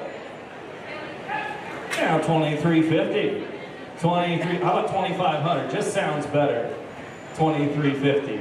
20. Now 24. 24. 24. 2,400. Everybody get on 2,400. Give it in now 4. We get on 24. Now 2,450. I get 2,450. That's a good cell phone right there. 2,450. Now 25. I get 25. What do you get 25? What do you get 25? What do you get 25? What do you get 2,500? I'm at 2,450. Give it in 25. What do you get 25? Now 2,550. I'm at 2,550. You told me to cut it in half. 2,550. 2,550. 2,550, 2,550, now 26. I get 2,600, you would get a 2,600. If you jump it up to 3,000, he ain't gonna bid again, I promise you that. 2,550. 2,600. 26. Queen, you're doing a good job. You're doing a good job. Now 2,650. Now 20, I told you 3,000. 2,650. 2,650. 2,650. Do a spin. Spin it around. There you go. 2,650. 2,650. Now 27. 27. I get 27. We get 27. We get 27. We get 2,650. We get 27. Michael. I get 2,650. We get 27. We get 27. We're going to get 2,650. We get 27. Going to sell it?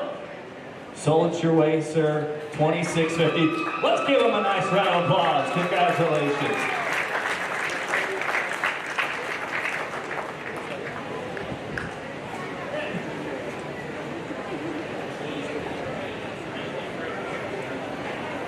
B&D, waterproofing, and dirt work. Gets another chair. Let's give them a nice round of applause. Congratulations. Thank you.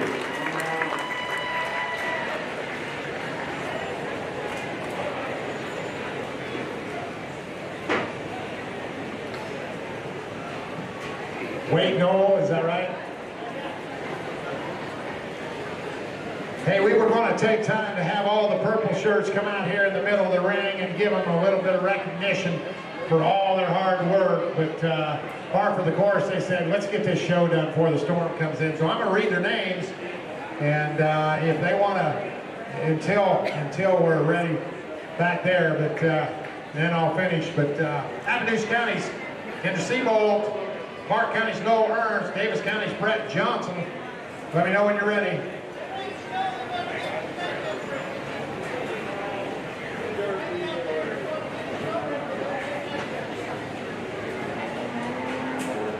We need some more, is what you're saying? All steers report to the show ring immediately. All steers. Back to the makeup ring, back to the makeup ring. Let's roll.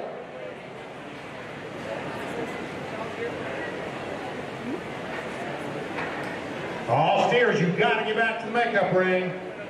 Decatur County, Scott and Leanne Coffey. These are people helping put on this show right now as we speak. Lucas County's Brian Beatty, Madison County's Mike Piper, Mahaska County's Holly Padgett, Maran County's Amanda Wall, Monroe County's Kelsey Hyman, Ringold County's Brian England, Warren County's Amy Tlock, and Wayne County's Troy Gretzka.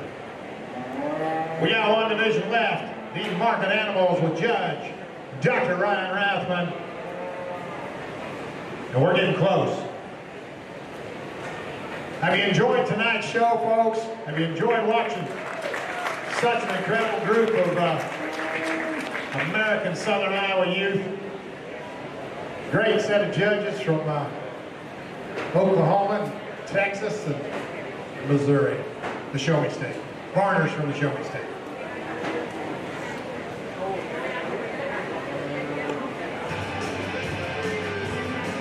I'm just waiting to hear from Ernie. Does that mean we're good? That means we're good.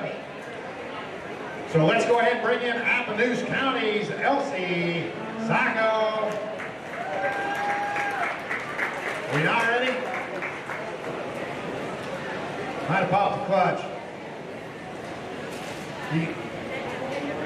We got her? Ernie turned 70, so I'm listening to him without doubt. Right there, Appanoose County's Elsie Sacco. Elsie is the daughter of Ryan and Mason Sacco, showing Timmy, weighing 1305. She's involved in basketball, softball, student council, and 4-H.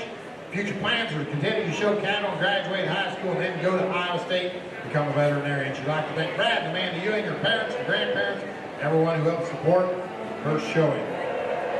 Once again, starting the market steer division off, market animal, Elsie Sacco from Appanoose County. Next up, Clark County's own Creed Ruby. Creed Ruby, son of Nate and Leslie Ruby, Showa King, weighed 13 1/4 there, attends Murray Community Schools, will be in 6th grade. He's an Osceola go-getter, 4-H club member. He wants to attend an ag school and judge livestock. His steer is home-raised. He's a Simmental breed steer. Thanks to his parents and friends for all their help, and the Showdown committee for putting on this show tonight. That's Mr. Creed Ruby from Clark County. Next in, Davis County's own Lane White. Lane White, son of Brent and Shelley White, showing Butter. Remember the Key West Eagles 4-H club? Davis County trap, basketball, dirt bike racing, tractor pulling, and golf.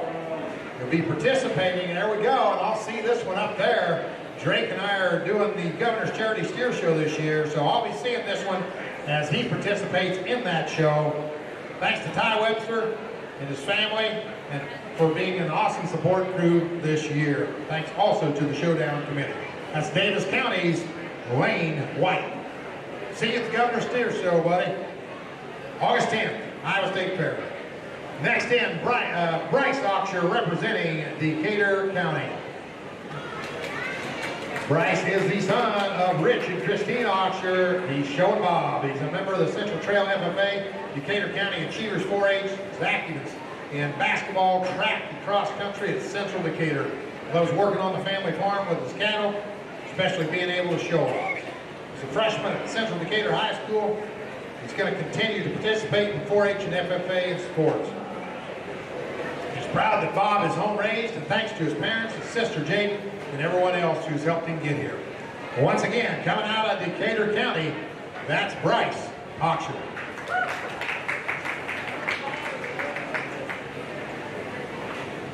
Here comes your hometown girl, Lucas County. That's Miss Maya Curran. Maya is showing Donnie. She's been active in 4-H, softball, volleyball, basketball, track, student council and FFA. She spends her free time practicing and preparing for sports and cattle shows. She plans on showing another calf next year and taking her calf this year to the Iowa State Fair. That's Miss Maya Curran right here from Lucas County. Next up, Madison County.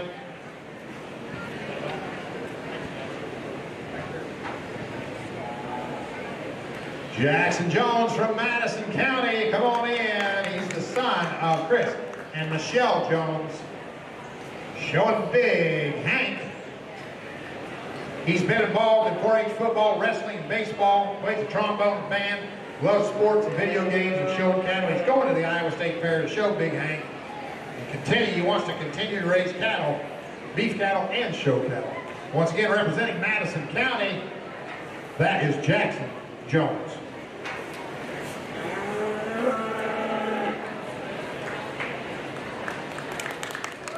Coming on in now from Mahaska County is Mr. Weston Long, son of Clinton Ashton Long.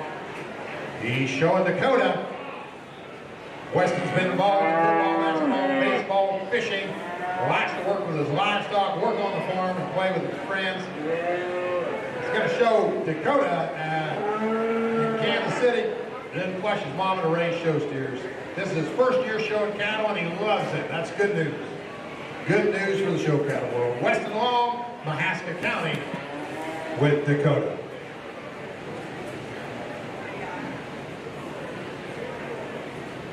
Next in from Maran County, that's Zane Mullinex. Zane is the son of Micah and Danny Mullinex, showing Big John. He's been involved in wrestling, football, and track, loves to golf, and go to wrestling practice. He wants to thank everybody that helped get him here today. And after he won Maran County, that is Zane Mullinex and Big John.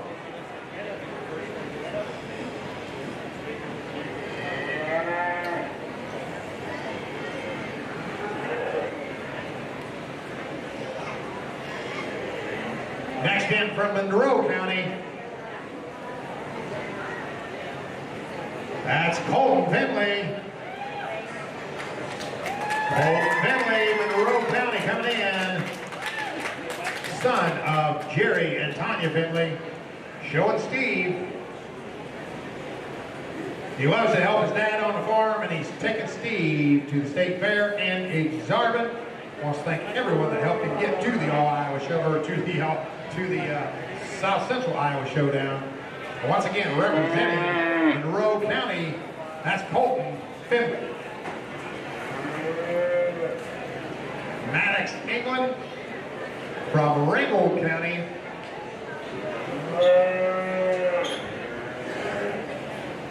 Maddox, England is the son of Brian and Lauren England, showing more of Mohawk Warrior. He's been active in football, basketball, baseball, church, and 4-H, loves spending time with the steer, camping and hanging out with his family and friends.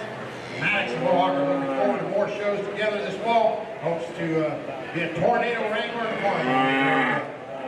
Once again, Ringold County's Maddox, England.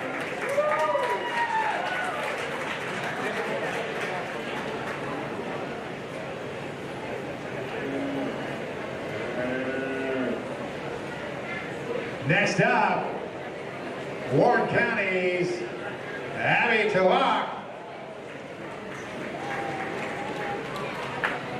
Abby is the daughter of Barry and Amy Tulloch, showing rocks. 4-H FFA, Iowa Junior Beef Breeds Association, Iowa Junior Maine Andrew Association, some of her activities. She plans on attending the Iowa State Fair and showing her steers there. Moving on to Exhibitor, and then also attending Iowa State and majoring in ag studies. It took her whole 4-H career to get her dad convinced to let her show a steer, but here she is. How about that, Miss Abby Tulloch, Warren County.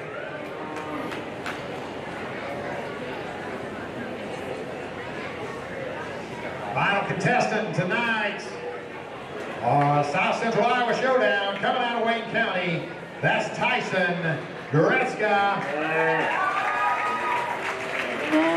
Tyson is the son of Troy and Bridget, showing mellow yellow.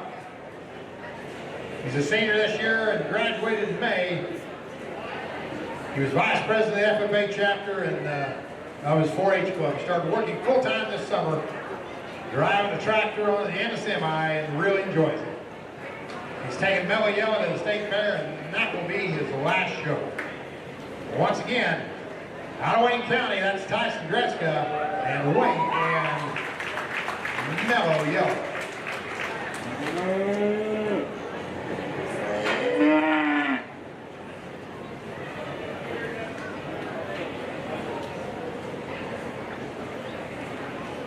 Once again, our market animal show tonight, judge is Dr. Ryan Rathman out of Lubbock, Texas, where him and his wife Kayla reside with their two daughters, Kinley and Carly.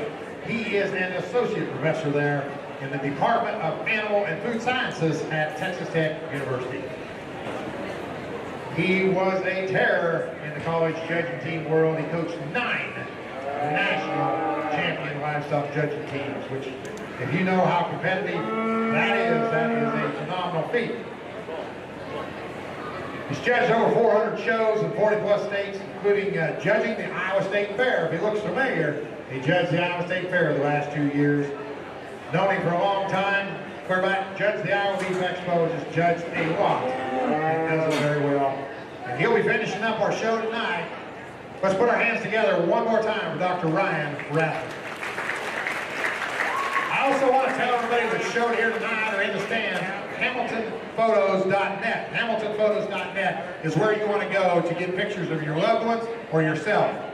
HamiltonPhotos.net. They've been getting candid shots all night long. Believe me, you're going to want these. You're going to want them for next year, and you're going to want them for a decade later, and you're going to want them for 50 years later. So HamiltonPhotos.net is where you go to get your backdrop photos and to get your candids. Everybody that's shown, I'm sure, will have candid pictures there at HamiltonPhotos.net.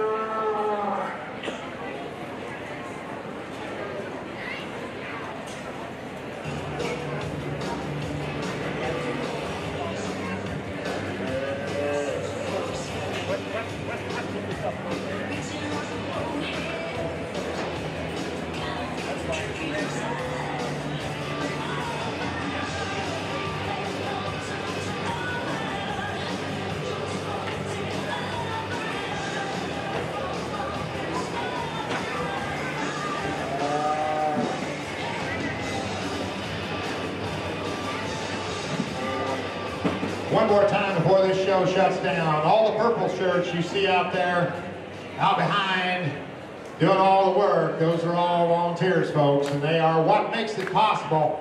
They don't get very many thank yous. They do get a lot of belly aching, I bet, but they don't get very many thank yous. So if you enjoyed tonight's show, if you're an exhibitor, if you're a family member, if you just come here for the entertainment tonight, hey, the only thank you they're going to get this next round of applause, so let's make it big. How about that, huh?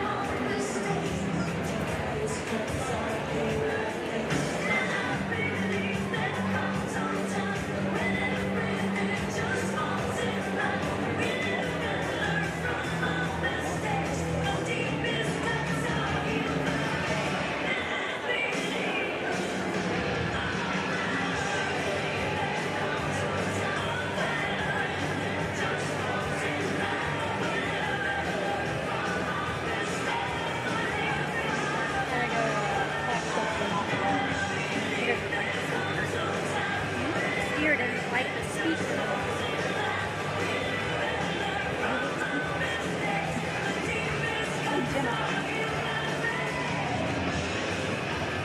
The Grand Champion Market Beef Custom Table and Director Chairs, Kretzka Show Steers, thank you. Reserve Champion Market Beef Pair Chairs, Marshing Show Cattle, thank you. Grand Champion Market Beef Banner, Mittag Show Cattle, Reserve Champion Market Beef Banner, Pop Show Cattle, thank you very much. Let's see, where's Market Beef Showman, thank you to Tyler Jones. And while Dr. Rathman is doing this, we got to thank our sponsors. I haven't thanked those Showdown sponsors all night, so bear with me here. Purple Ribbon sponsors, Ag Horizons LLC, Brad Hook, caters to you too, cater to you too. Centerville Produce, Channel C, City State Bank, CTI Marketing, First Iowa State Bank, Hamilton Photography, Heartland Co-op, Hyman Choabs, Iowa Corn Growers, Joyner Construction, KLC Construction, Lucas County Fair, Madison County Farm Bureau, Middlesworth Clublands, Mid-Iowa Seeds, Miller Ag Feed, Monroe County Fair, Podium Inc., Show Circuit, Sinclair Tractor, Southern Iowa Fair, Tony and Michelle Ballinger, Unionville Vet Clinic, Vetter Equipment, Wayne County Fair, Wayne County Farm Bureau. Those were the purple ribbon sponsors for the South Central Iowa Showdown. Give me 2 more seconds here. Blue ribbon sponsors, Bedwell Gardens and Greenhouse, Clark County Fair Board, Decatur County Cattlemen, Johnson Ag Supply, Knoxville Regional Livestock, LT Farms, Lucky's Mobile Power Washing, Madison County Fair, Ruby Cattle Company, Swick, Syngenta, Warren County Fair, Warren County Farm Bureau, Zinga Feed, 3R Cattle Seed, WB Fabrication, Humiston Livestock Auction, and the red ribbon sponsors and vendors, Lynch Realty, Snazzy Sheep Boutique, and Success Bank. Thank you to all that make this show possible.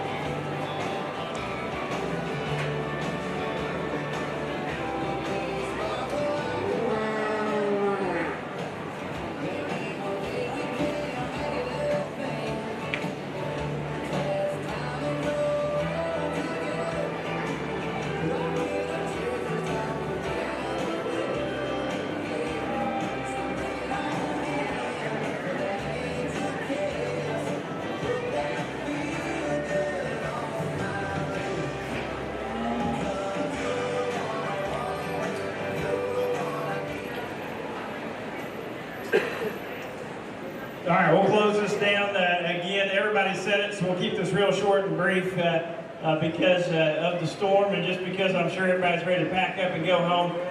What an event. It's been quite a party.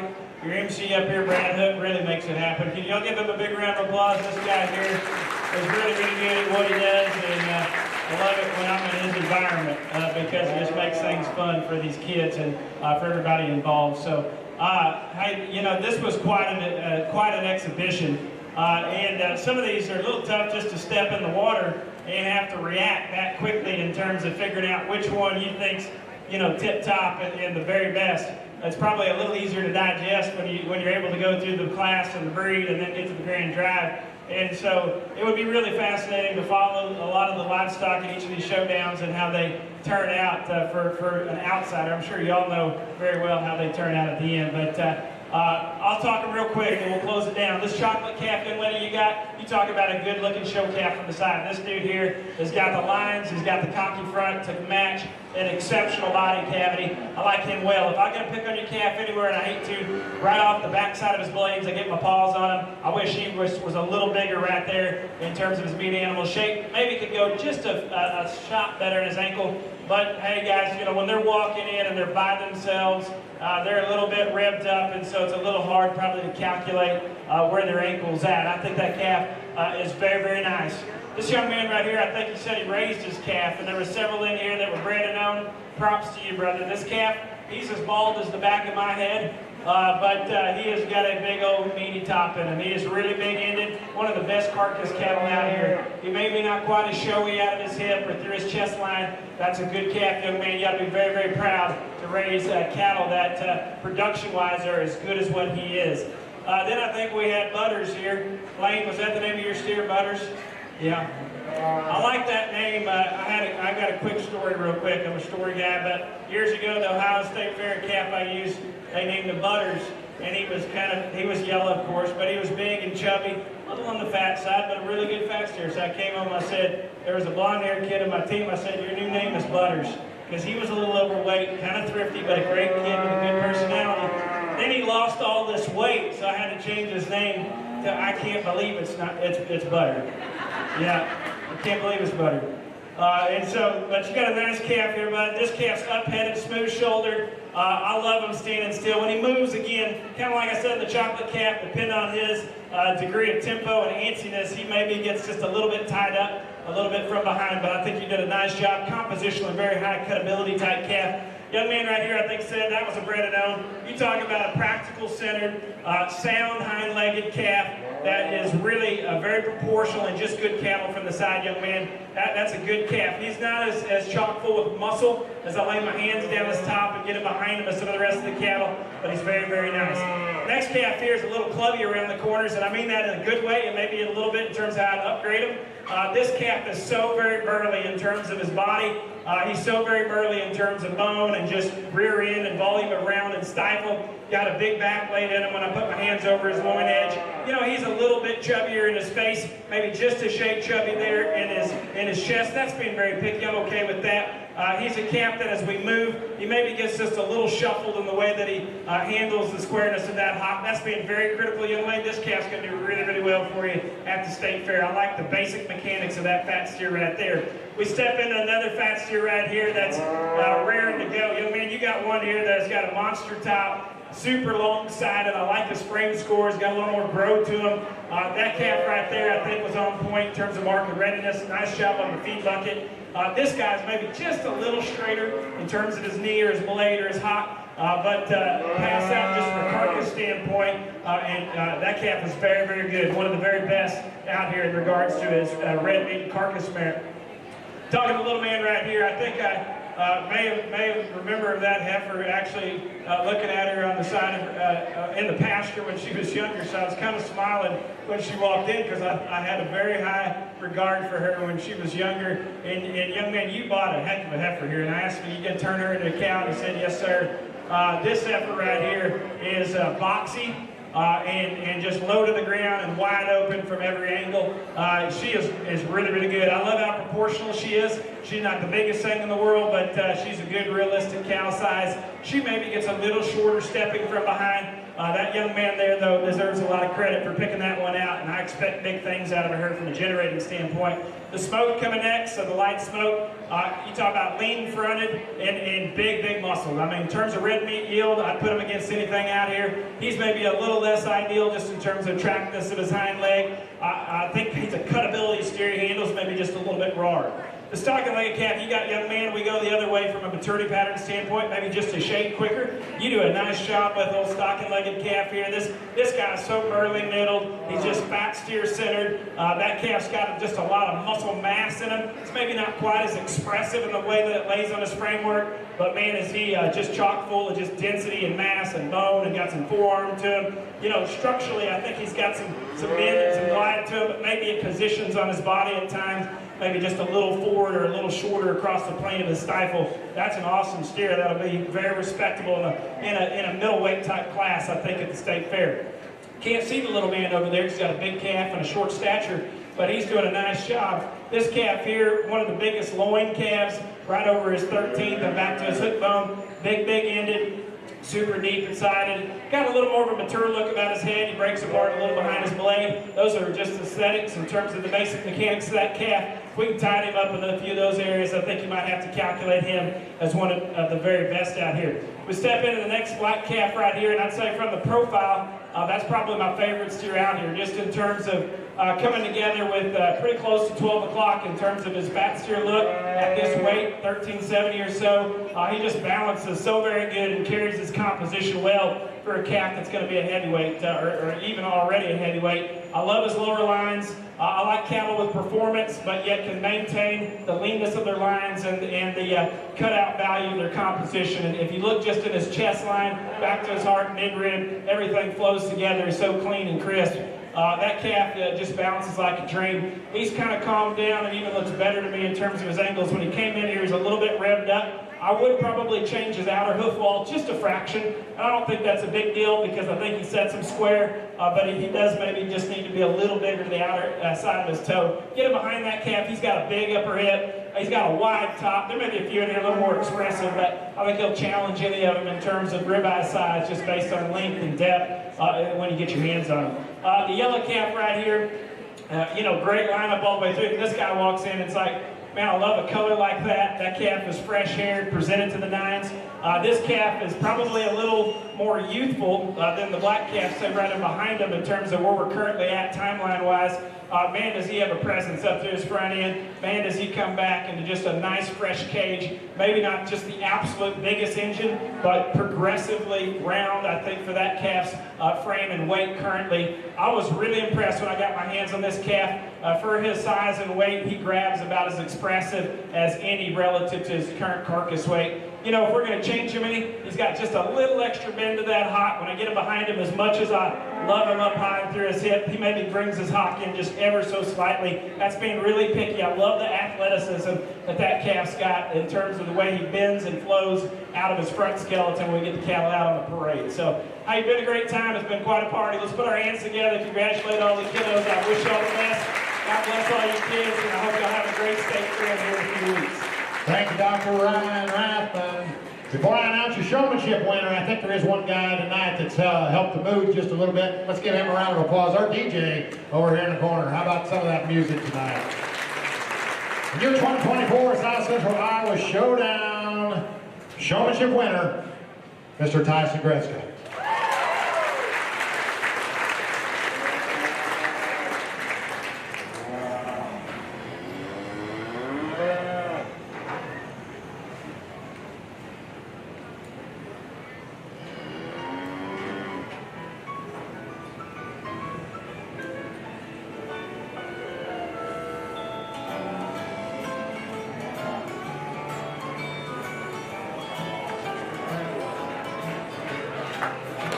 Your champion Maran, coming out of Maran County, that's